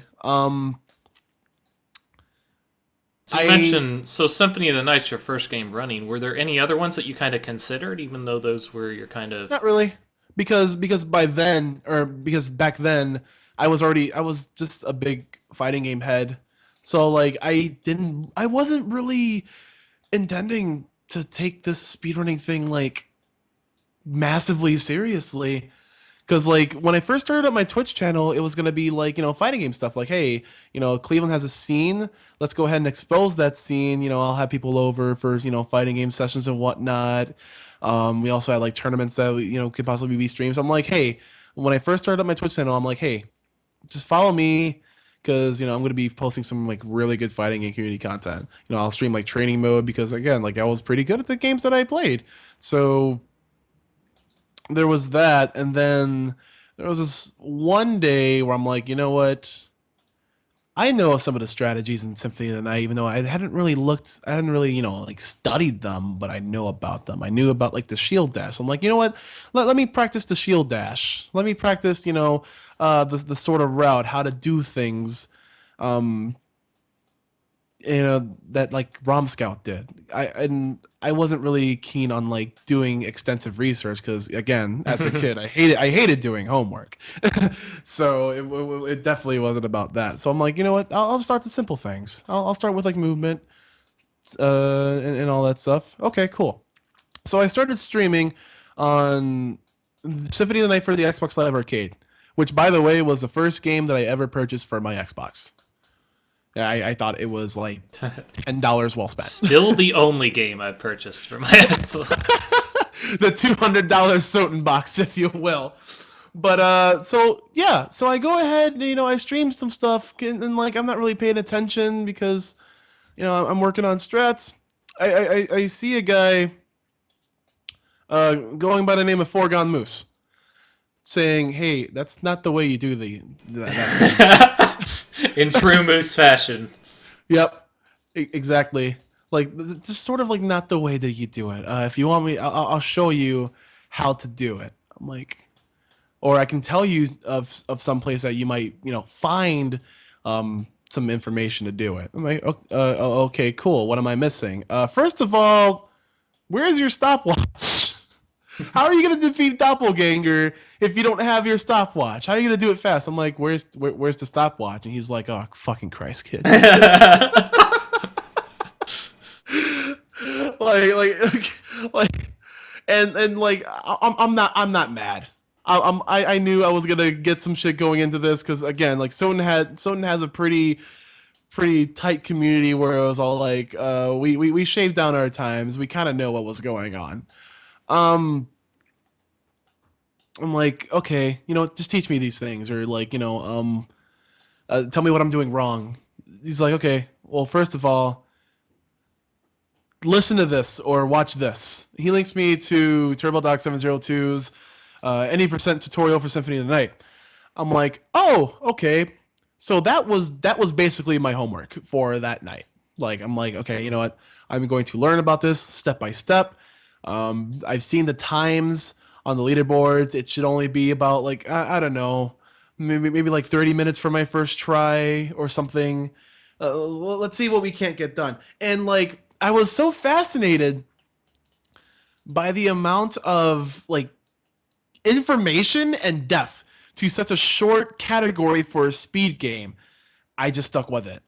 I'm like, one of these days I will get the execution right. I will get that the sub 8 clock rush. I will get the death skip, consistently. I still don't know how the hell Rom Scout does fucking Tetris Spirit, but I'm gonna I'm just gonna do things my way, and I'm gonna be great at it. So the second day I stream, TurboDoc comes in. Well, you come in. It's all like, oh, hey, a new speedrunner. Have you looked at my stuff? All right, yeah. Here are a couple more tips that I didn't really go over in depth, and we'll see how you do with things. You seem to be taking care of yourself pretty well. Maybe you can do like maybe like a sub 25 during your first couple of attempts. I'm like, okay, cool, thanks. That's when I knew that like this is the first time I actually felt like really welcomed by a community. Like back when we were mentioning about the fighting game meetups. Yeah, I had kids that consistently beat me up until I got better. Sure, but this community was like so friendly, and helping speedrunners who actually wanted to get better, or even be introduced to new games that you might like. So like I definitely stuck with it because I'm like, hey, this is really nice. I hadn't felt something like this in a while because I was already getting sick of fighting games because I was already getting sick of traveling to all these events and spending all money and seeing friends for like 2 days, and then it's like, oh, back to school, back to work. So the Soten community really solidified my place in my drive and my passion in wanting to speed run something. All right. So obviously you branched out since then. You run Yeah. a fair amount of games at this point. Most of them are just the action platformers, but a good amount of them. Do you have any goals when you start to learn a game, or is it just kind of go with the flow to begin with? Uh, Not really necessarily sure, to be honest. I feel like what whatever catches my eye, I want to speed run. Like, I was really fond of games that from like because this is around the time that I started watching the AGDQ. Oh, dialing back a bit to who like inspired me to speedrun. Also, shout outs to Siglamic because Cyclopic. because the first like besides the Macedonia meetups, we also had our own Cleveland meetups like at that time. And like whenever we would like be done with our fighting games, we would just kind of like sit back and chill till like midnight, or when it was time for everybody to go and all that stuff. So we just like search random Twitch streams, and like my friend Eric, like, it's like, hey man, look at this. This guy is running through Super Mario 64 70 star really really fast, and he's like one of the top, like one of the OGs of the the speedrunning gang. I'm like, who is this? Oh yeah, this is Siglamic, and he's like resetting because fucking canon lists. I'm like, I'm like, I don't know what any of this means, but like his movement looks pretty tight, and he does seem to be going pretty fast, especially on a awkward controller such as the Nintendo 64 controller. So yeah. Quick mention, quick honorable mention to Sigma. Shout out friends for that. Going back to what Goals. the goals. A little bit of ground rules I want to like speed run. Like first of all, I have to have fun with it. It doesn't have to be like necessarily like anything that I played or plan on playing. Just like if I see it, if it looks fun, if people like give me some good recommendations and reviews like by word of mouth, I might run it. I was more wondering about like, do you start off like, hey, I'm gonna try to shoot for this time, or do you just kind of go with the flow? Like, I always look at the top 10 times. The top 10 times on a given leaderboard, and I aim to break that top 10. And that's even when you first start a game, or? Yep. Okay. Indeed. Because you can practice, individual strats, individual levels all you want. It's when you get to the actual runs that matter. So I won't like speed run, or I won't like take a attempt seriously until I get all the strats down, and I feel fairly confident to break that top 10. Okay. So, something I often like to ask people when I actually get to talk to them about speedrunning, especially the first few times that I get to meet them, is like, what are some of the games that you think people should be watching right now? Even if like popular, unknown, kind of like, give me Shovel Knight. Play Shovel Knight. Casually or speedrunning wise, it is a phenomenal game. Like if I'm going on Twitch though, and I want to look up speedruns, or like where do you send me to? Like, and it could be either a popular game, or it could be a game that you think people are sleeping on. Like, give me that's a good way. So give me a top 3 for each of those. Like, give me 3 popular games that you think if you were going to show people speedrunning, they should watch. And then 3 games that even if you are a speedrunner, maybe you aren't watching that you should be. Okay, so the 3 popular games, I'm going to give Symphony of the Night a shout out because you can 100% complete the game, get all the beat all the bosses, save Richter, get all the relics and all that stuff. Still not even get a map 200.6% map completion, and be about like 100 or so hours in, maybe even more in a casual setting. Now, with speedruns, that can be grinded down into 20 minutes, or in a special case, as low as like 7 minutes. Like the amount of tech, the amount of dedication, and especially how far the game has come when it comes to this tech since it came out, it's pretty damn astounding. And now for the another one like that in the respect, Super Metroid. Now, personally, I have not exposed myself to Super Metroid when I was a kid. I finished. Never got naked in front of your SNES. Gotcha. Yeah, never. Yeah, never did that. Never exposed. But no, it was like I had like my cousin like loved Super Metroid, but I was more focused on Mega Man X at the time, so I didn't really get the appeal of Super Metroid because I'm like I'm wandering around. This is boring. I just want to go ahead and shoot stuff. That's more Mega Man X. So if you want exploration, and like hidden, finding hidden stuff, being a completionist, that's Super Metroid. Now take all of that and make it fast. And it is just completely astounding what people come up with, what the top times are, and all of that stuff. And then the third one would probably be Mega Man X, because, well, one, it's a really, really easy speed game to learn and to get into, and it's also really fun. When it comes to wanting to like cut down your times, and because again, it's a grind. It is the grind to do all these strats and stuff, and like seeing like the top people, like your Caleb Harts, uh, I was gonna call him Hamburger Son because that's what he goes on Twitter. But Hetfield. Hetfield, yes, thank you. And people like that, the Domalix. That guy is one to watch when it comes to speedrunning Mega Man X. He just started recently, and now he's one of like the top people like in Mega Man X out there. like it's just a matter of like dedication and like innate skill to play these games, and like these three games kind of like exhibit how fun a game can be if you play it any sort of way that you want. Now the inverse, games that I think people are sleeping on. Did you want to switch to a different game now to kind of close out the stream coming up here? We still got some time, but if you wanted to swap games to something else. Or are you good with Mute Crimson? Or?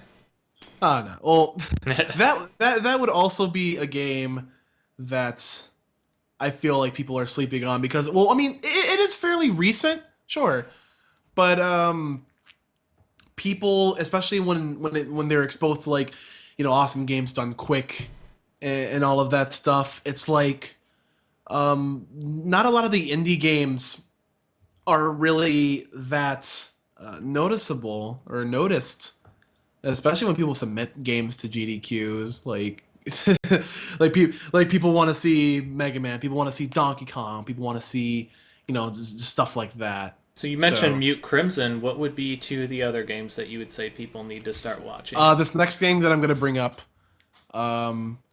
what's called Guacamelee. This is a really, really technical game and also really fun to run because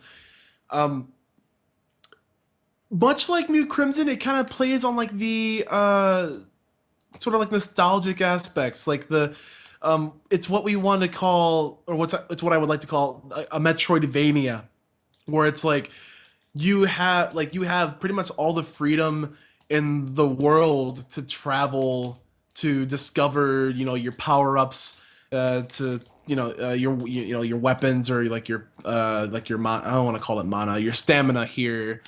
It's also a really unique story and all that stuff too. And the community for Guacamelee is actually really, really welcoming. Oh, I did that wrong. Sorry. All right. So we got Mute Crimson, or Mute Crimson Plus, and we got Guacamelee. What's our third game? Yeah, I'm gonna say Shovel Knight. Shovel Knight has to be like my favorite non-mainstream game of 2014. As in, like, they had taken so like and like there's a theme with these games that I'm a fan of retro-esque styles. I did something wrong here as well because I'm right there. We go. Shovel Knight takes a lot of elements from your side-scrolling platformers to like the adventure games like Zelda 2, and just completely overhauls it into its unique experience. You have tons of items at your disposal and to go fast with, basically. and the fact that like there's not really many glitches in Shovel Knight, so it's mostly a skill-based game when it comes to cutting down the times. So to see these runners again exhibit this amount of skill going through this game relatively quickly, and also making it look like flashy as all hell because the visuals are really beautiful and the music is really great, like that can definitely draw somebody in. All right, so for those of you keeping track, the three games you need to be paying attention to that people already know are going to be Castlevania Symphony of the Night, Super Metroid, and Mega Man X. Mm-hmm. And then if there's three games that maybe you're trying to look at new games, wondering about, maybe I should watch something different, Guacamelee, Mute Crimson Plus, and good old Shovel Knight. Good old Shovelry. Which recently just got a patch that added Plague Knight for free, so check that out also. Yep. So here comes the hard question. Okay, so we have a hypothetical situation here. Okay. All right, so Mercury races down from the heavens on Apollo's chariot, draped in the American flag, and he comes down and he hands you the Nikes that Jordan used in his championship winning games. And he says, with these shoes on, you will master the next 3 games that you play like no one ever was or will be. Except it'd be in Roman or some shit. Which 3 games do you play with those fresh kicks on before Jordan comes with the murderous intent activated to get his shoes back? First of all, before I answer this question, who the hell thought of that question? like, just crafted in that shape and form. Just like, wow, you could have just not beat around the bush there with the mythology. But I really, really want to be the best at Mega Man 9. I want to be the best at Mega Man 9 because it is a really hard game to cut down on time because there is a lot of random elements that happen, but with the amount of skill that it would take, like if I had like task hands with these Jordans of mine, I definitely would want to bop like everybody because everybody top who runs that game doesn't care about the game. They really don't. Like they just scratch it off as like a meme game. Like this isn't real. Like this isn't a real Mega Man game because of like how random things are. But like it's one of my favorites. It deserves like a lot more publicity and recognition in a good light anyway because We going with the Yeah. Juan run this time? what's that? We going with the Juan run this time? Oh yeah. All right. But, So Mega Man 9. What are the 2 other games? I mean, Jordan's coming already. I mean, that's happening. Yeah. I mean, that's just completely whatever. I mean, the 10 is emulating on his back as we're speaking now. I would definitely want to master the art of an RPG speedrun. Most namely, Star Ocean 3 till the end of time. It's not a fairly popular game that you hear about when it comes to RPG speedruns. Mainly, you might hear about like Final Fantasy 7 no slots or stuff like that. Star Ocean 3 is like a really great RPG again to play speedrunning or casually. Speedrunning because you can fucking skip cutscenes, and that's something that every RPG needs for the love of God. So yeah, there's that. I mean, like the battles. I mean, like you don't hear about that sort of game, and it's a visually striking game. Like, I think it'd be entertaining for a lot of people to see me sidekick and sidekick and sidekick again. So there's that. The last one is a bit of a. I just want to randomly pick up a game and be the best at it. As in, Just like randomly. I just randomly I want to like go. I want to go to a stream and like, hey, what's this game? Like, oh, this is such and such game. We're speedrunning it. We have a community, and I just want to completely wipe the floor with the time. I don't care. Like I want. I mean, sure, let me be that guy. Ruthless random shots just at some community. Yeah, basically. like I feel like I have like the skill to just be able to pick up any sort of game and just kind of go with it. That's sort of what I did for Mute Crimson, which I have. I mean, which I have a potentially low time if I grind enough. But it's like why not? why not? Pick up a random game. Like expand my horizons. Like it doesn't have to be like a single game that I want a high score and I just want a high score. Okay, so I guess the last 2 questions directly related to speedrunning can go by pretty quickly. So Okay. you have let's say you can send a paragraph. Okay. What advice would you give to yourself back when you started speedrunning? Back when I started speedrunning? Yeah.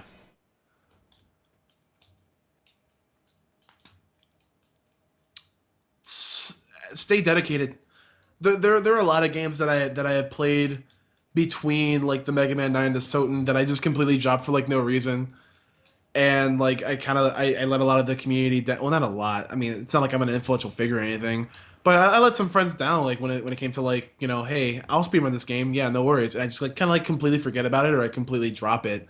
Like there would be like times where like I would like plateau, and this is something that I did with Soten as well. I plateaued, and I just didn't have like the drive or the ability, or I'm gonna say just mainly drive, to get better at a game.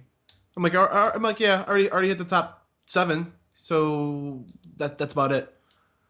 It wasn't until recently where I'm like, you know what? I really miss this game. I really miss the community. I really miss interacting with all the people that are interested in Soten and that run Soten. And I picked it up again. Like, I didn't plateau. Like, I grinded. I looked at the new strats. You guys, told me about like a lot of the new things. I just think like I just need to stay dedicated. Like one of my personal problems is like starting something and then like not finishing it. Like yeah, I'll get onto that, sure, and like I just like never do. So I guess that would be like sort of advice for me, like just stay on it, stay on top. Don't get rusty, and like don't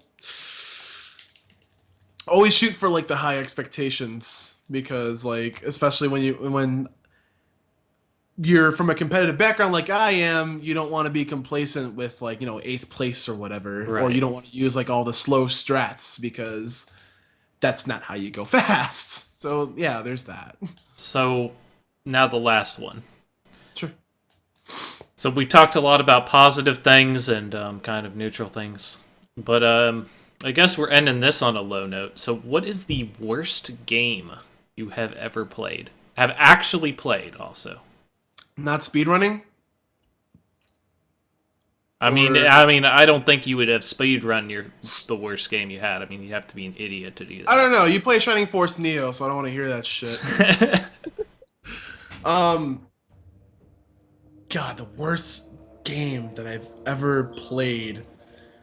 So back when I had a Sega Dreamcast. Now it's not a Dreamcast game, but back when I had a Sega Dreamcast, it was also a pretty decent emulation machine. Um, I just started playing. Oh, I messed up this fucking Alexis right now. There was this game. I'm gonna call it. I'm going to quote unquote it a game, because it's not a game. It's actually really hellish. And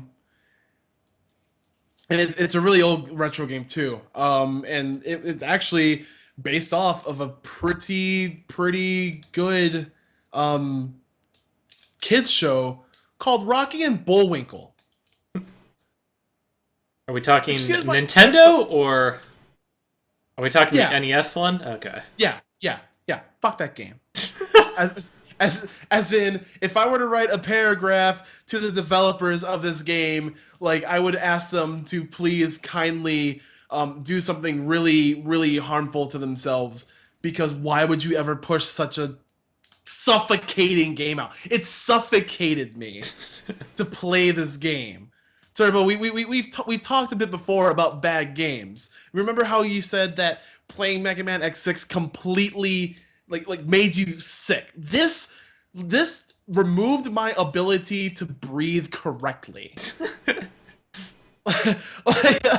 I'm going off on such a tangent that like it's actually getting me like really heated to talk about this game, because All right. holy hell. All right. So let's rein it back a little bit. So we're going to do something a little bit quick here. So this is going to be the quick fire segments. We have word and name association. So I'm going to give you a name or a word, and you're going to give me one word, or if you have to, one sentence Sure. that just immediately pops in your head when you hear it. Sure. Okay? Sure. All right. Are we ready? We are ready. Okay. Games done quick. Rom Scout. All right. Shoryuken.com. Freaking, I forget his name. Joey Quillier, Mr. Wizard, Evo. Okay. Jerry the King Lawler. Jerry the King Lawler. or just Raw in general. Nope. I Oh, don't even know okay. where that guy's been. All right. Chris G. Fucking Morgan. Actually, fucking Morgan. Fucking Morgan. I'm sorry, that's not one word. It can be one word if you say it quick enough. All right. So, Mega Man. Caleb Hart, because that guy is really, yeah, he's really dedicated to his Mega Man. All right. Sega. Shit console. All right. Taylor Swift. Bay. All right. Nicki Minaj. Unbay. The anti-Bay. Yes, anti. All right. So, Sweden. Isn't... Okay, all right, so I think there's a... That was the word. That is just isn't. I'll go into a short story so we can continue this quick fire segment. But there was like a show on Spike TV called like Mansers or something that heralded, and like apparently they did like a study that Sweden was like the top place to like just randomly hook up with women. So that's sweet. So that entire memory. and the hope that I go there one of these days to see if that fact holds true. So Whip. Simon Belmont. Right. Unbeatable. Mother fucking SNK bosses. SNK hard bosses. Gotcha. Yeah. Like there's a reason why things are coined SNK boss syndrome, because holy hell, Rugel fucking Bernstein. All right. Wu-Tang Clan. Ain't none to fuck with. The RZA, the Jizza, the whole Lady Bastard, the Method Man. So, yeah. Fighter. Ryu. Okay. From Street Fighter. Super Turbo. Vega, because he was obscenely broken, besides, like, Osagot. All right. Guacammunity. Wesker, because he's the one that brought me into the Guac community. Cosmo Wright. Killed speedruns. Tomo Ohira. Sagata Sanshiro. Okay. If you don't know who that is, it's okay. Yeah. Okay. Smash Brothers. Trihex. I don't know why, because he plays Super Smash and he's also a speedrunner, so there's that. Legendary. Pokemon. Okay. Filipino champ. Bald. All right. So, on the last quickfire segment before we get into viewer questions and kind of wrap this up, we're going to have a special segment. It's called Babyface, Heel, or Jobber. Okay? Okay. So, I'm going to give you a thing, and you're going to tell me whether you think right now it is a babyface, heel, or jobber, and how would you book it going into the future in order to maybe change it or keep it the same. Okay, I see where this is going. So, maybe like a paragraph or so, okay? Okay. So, Shoryuken, not the website, the move itself. Babyface, heel, or jobber?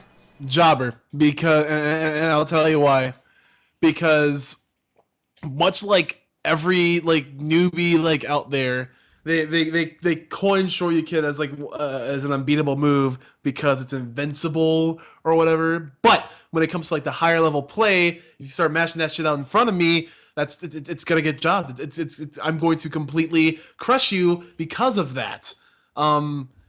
It should stay. It should stay that way because there shouldn't be like just one god move, or else you'd be spamming that one god move and it just defeat the purpose of variety in fighting games. So I mean, yeah, people want to keep using that Shoryuken as like a cheese tactic, or if they think it's good. So you think it's a Whatever. jobber and keep booking it as a jobber. So how would you? What would be in the next major event? How do you book Shoryuken to stay as I a don't- jobber? What happens at that tournament? What happens at that tournament? um, Alex Valle, the one of the most technical faces of Street Fighter, wins Evo through a wake up Shoryuken. Like this. That's is how the you. move. That's how you're booking him as a babyface. What are you doing? Well, How do you book? How baby do you, faces can use. All right. right. Sorry. Not Alex Valle. Okay, we'll just do some random somebody, some random online warrior just completely sends Alex Valle home packing in the losers bracket because of a wake up Shoryuken. all right. We seem to have a problem. Okay, so jobber. What that means is a guy who consistently loses to people in order to make other people seem better. Okay. So how would winning with the Shoryuken push him as a jobber? That is fair. That is fair. So I let's thought we were coining.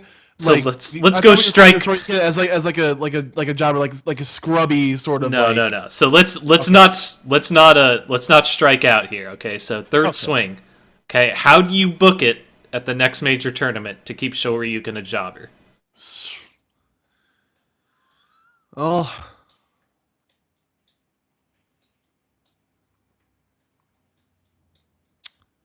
Who gets bopped for using the Shoryuken, and how hard did they get bopped?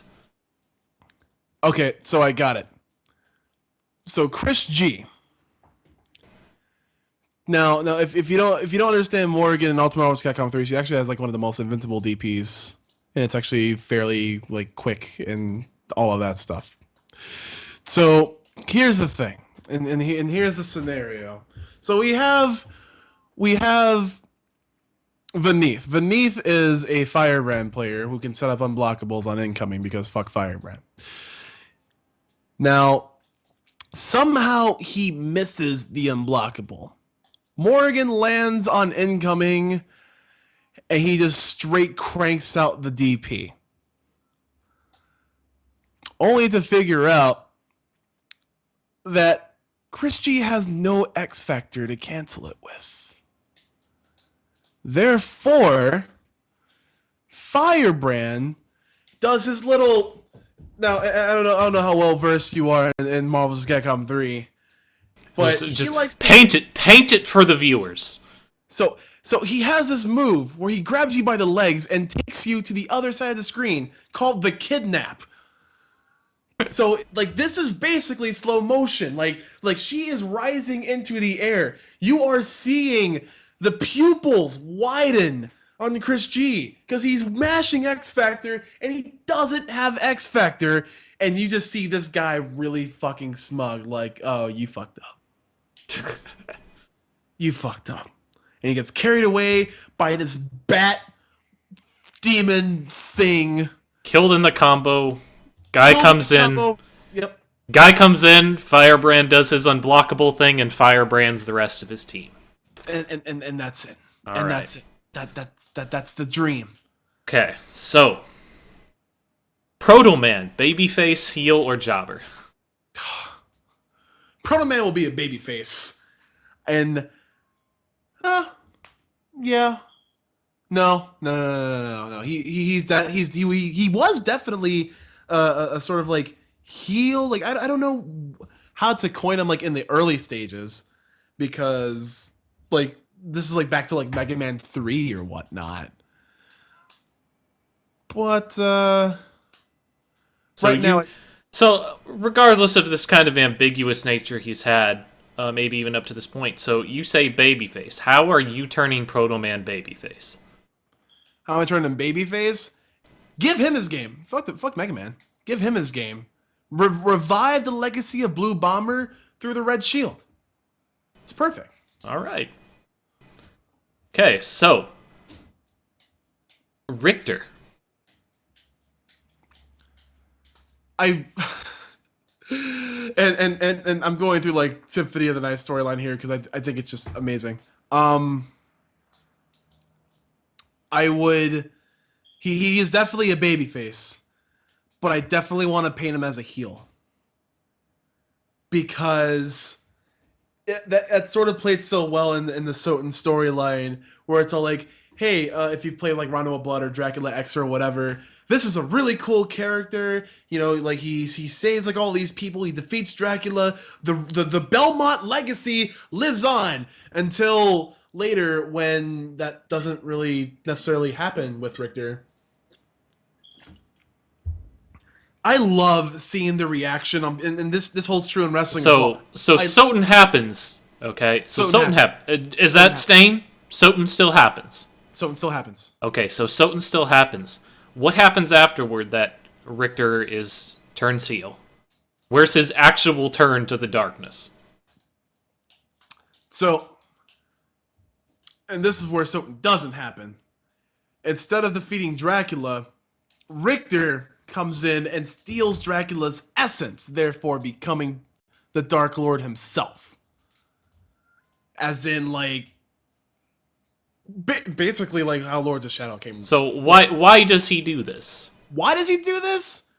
He's fucking tired of this shit, dude. Like it's for doing good. It's an endless cycle of, hey, so I'm from this prestigious clan, and I have to do this. And in 100 years, my son has to do this. And in 100 years later, their son has to do this. Why can't we just like stop this nonsense? Because also people are really thankless as fuck. So the question is this altruistic or is this selfish motivated? Because you're saying he has to do this all the time, but doesn't that remove Dracula as well from it? It does, but it's a selfish thing. So then it is a really selfish thing. So he's selfish, and he gets this. So he steals Dracula's essence to get rid of him. Yep. Basically, so you're saying he basically kills Dracula. Yes. Like, he's gone. He's out of the story. Yes. So then what does Richter do? Like, what happens to Richter that he actually becomes the active heel in this Castlevania story? Is it a result of taking the essence? Is it his own wishes? Is like what's happening? The thing is, and I think you might find a bit of like a relation to this because you played Lords of Shadow. Once you're dead set on a goal, right? There are a lot of things. Actually, there aren't a lot of things that can stray you from it. Gabriel Belmont wanted to save his wife for some fucking shit. So he has to go to hell and be exposed to all of this other fucking shit to do this one fucking shit. And the obsession can drive you mad. And when it comes to obsession, you do whatever it takes to get the goal. However, if whatever it takes makes you lose sight of that goal, then you're lost. You're lost in this sort of madness. And that's how I feel like Richter would be. Even though he's working towards this goal, like all this stuff is just gonna like end up jumbled up in nonsense anyway. Okay. So you get an insanity turn, kind of, after he obtains his goal. All right. Yeah. The next person, Justin Wong. Oh, God. Now, this is an interesting one, I think. No, because you almost have to wonder which Justin Wong, also, when you're asking about what is he now? Yeah.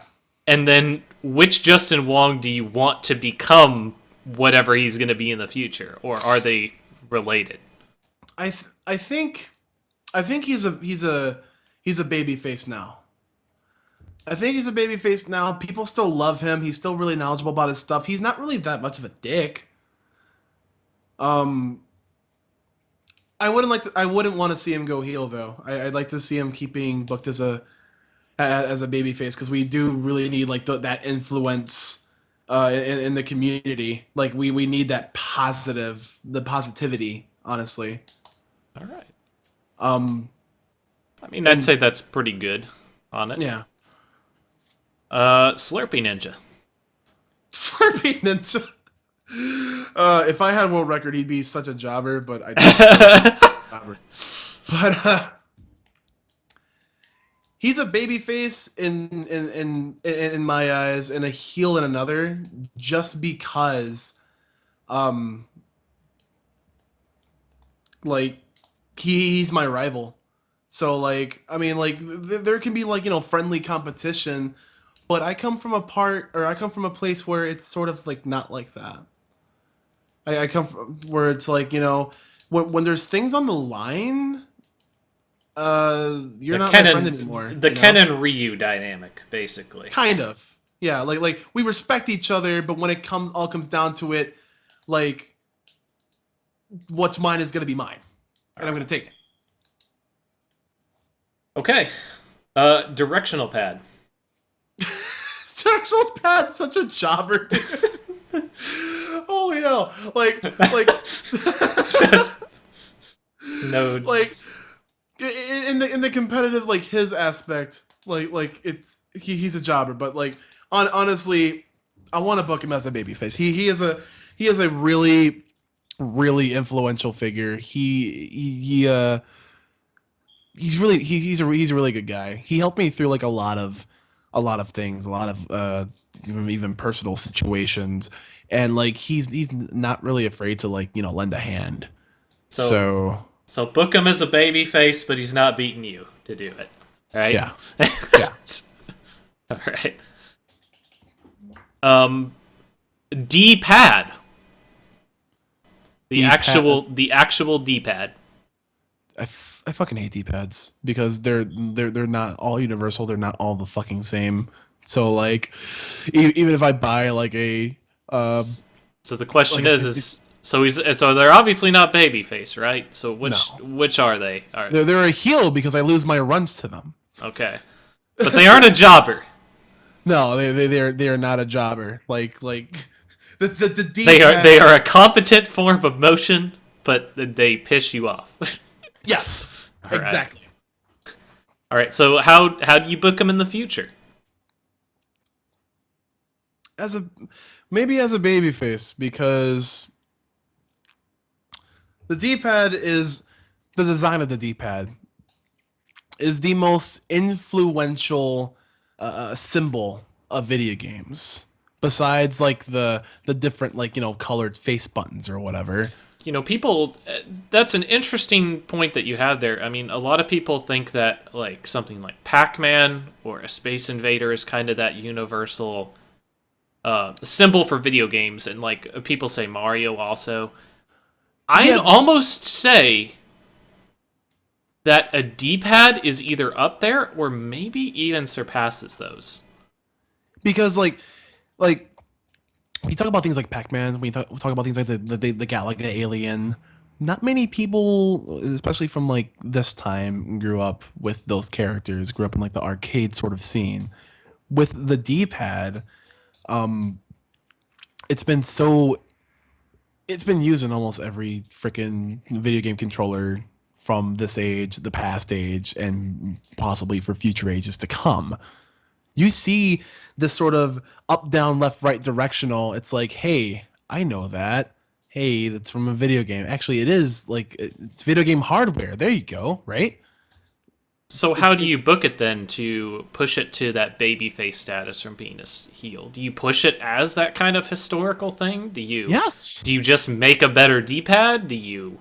I mean, we can make a better D-pad, but like the thing is, like the D-pad's not gonna be like retired. It's not gonna like it's not gonna be a sort of like dying thing. And I don't know how it could be like booked in like a heel sort of thing where it's like, oh, D-pads are detrimental to the competency of our video game players. That's not really The idea is that a heel needs to is kind of a necessity. I mean, because how is the babyface supposed to look good if it doesn't have something that it can beat that diametrically opposes it type of thing? So, all right. So this figurative heel of the D-pad will be used in contrast to horrible D-pads of last. Shout outs to the Dreamcast D-pad and also the GameCube D-pad, which is just like this little rocker piece of. so you almost pit the D-pad against itself, is what you're saying. All right. It's like a corporate Kane versus demon Kane sort of thing that they're You going show on with now. so so maybe like you have two opposing companies, and one makes a really shitty D-pad, and the other one makes the best D-pad ever. Word. And that's kind of how you show both sides of the D-pad, as it were. Mm-hmm. The shit that you don't like dealing with, and then the thing that like is a historically significant good piece of hardware. Oh no, exactly. There are good things and bad things about it, and there have been like good things and bad versions of that said good thing. Like, you know. All right, so last person on this list, Talik Zealot. What what I want to say he's also, I want to say he's a jobber now because not many people know him, and the games that he attempts to play, people either don't necessarily like, or it's just like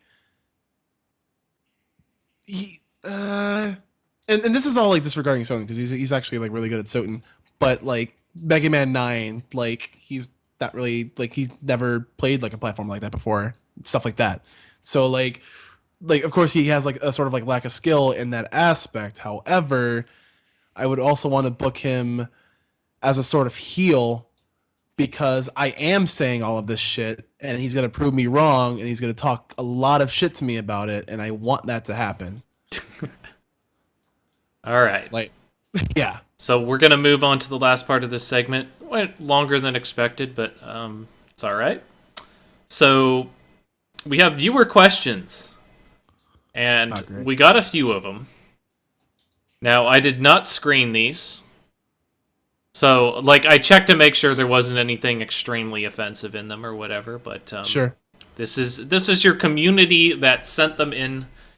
To those listening, you can send your questions for available guests to talkingturbo@gmail.com. You can also send them on Twitter to me personally. You could even use the hashtag, I guess, talkingturbo, and I'll try and follow that. So, Foregone Moose asks, Marvel doesn't love you. Your relationship is spun upon a web of lies and emotional manipulation. You are being used. I know it's hard, but you have to get out. The sooner the better. Now, this was the first email I got. It is a statement rather than a question, but would you still like to address it? First off, I would like to address Foregone Moose. I love you, but no. I think your views are really skewed, and Marvel is life, much like Ball is life. Secondly, no, I'm not going to address that. Why would I address that? What gain is there to be had from like I just can't. I'm sorry. All right. So, possibly Foregone Moose asks, your name approximately translates to El the Negro person in Mexican. Do you feel that your mother was trying to make a political statement when she gave you this filthy name? What? Where in my lore have I said that my mother gave me the name TheBlacktastic? Look, okay, I'll give you a little bit of background on what on how I got the Blacktastic. I was dating a girl, and she was a white girl, and she's one of those I had never dated a black guy before girls. So I thought it'd be really clever. Or actually, she thought it'd be clever, and I just ran with it because I was going to get it in that night. Now, needless to say, that actually worked out a bit in my favor because people actually started liking the name. Despite me being of another nationality, which is Puerto Rican, by the way, it just stuck. So I'm thankful for that. No, my mother did not give me that name. So the lore behind the Blacktastic is it was a booty call name. All right. For lack of better phrasing, sure. Definitely not Foregone Moose asks, That feel when I'm you getting all the love tonight. that feel when you speed run in doggy style with Bay and her mom come in. Question mark. Word. No. It's a horrible feel. It's a completely horrible feel. That she has to like witness, the final split. It's pretty bad. I would not wish that on anybody's mother. Just hit that space bar. just hit that split, and then split. But All right. So, and finally, definitely didn't ask all 4 of these questions. Foregone Moose asks, wins Sotan / Mega Man Zero / Mega Man ZX.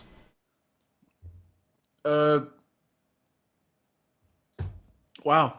Could you repeat that question, sir? Okay. He asks, wins Sotan. Okay. Okay. So, Mega Man Zero Okay. and Mega Man ZX. He's asking like all the hard questions. I'm not really sure how to approach this. I mean, we only gave him 1, so I mean he had to make the best of it. That's I mean, fair. I really should veto this, seeing as how this person kind of asked 3 questions in the same question. Yeah. So I don't know, maybe I'll have to work on my screening process or something. I mean, it's okay. It's the first run through. We're here to iron out the edges with Foregone Moose. Oh no, this is definitely not a.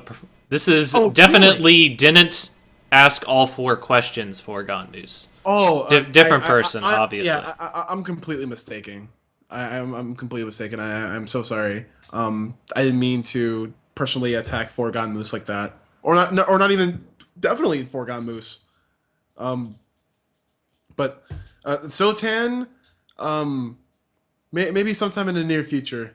However, Mega Man Zero and all the other aforementioned ones just probably maybe won't stick.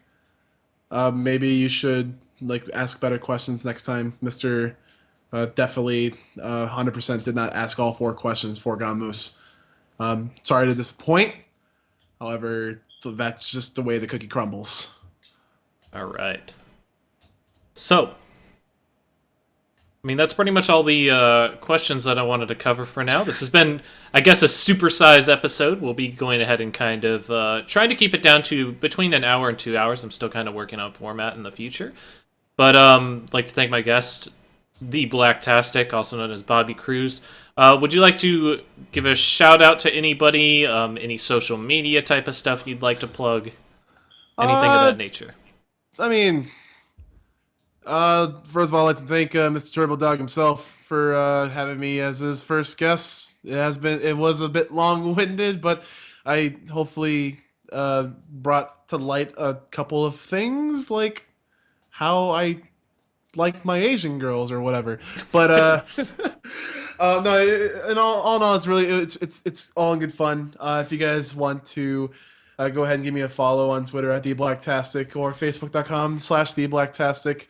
Again, I'm a very open guy. I love establishing new connections and whatnot. Shout out to the Sotan community because these guys, albeit a pile of memers and shitters, they're really good guys. And again, they kind of kick-started by way to speedrunning. The fighting game community, just basically for the same thing. You guys are horrible, but I fucking love you.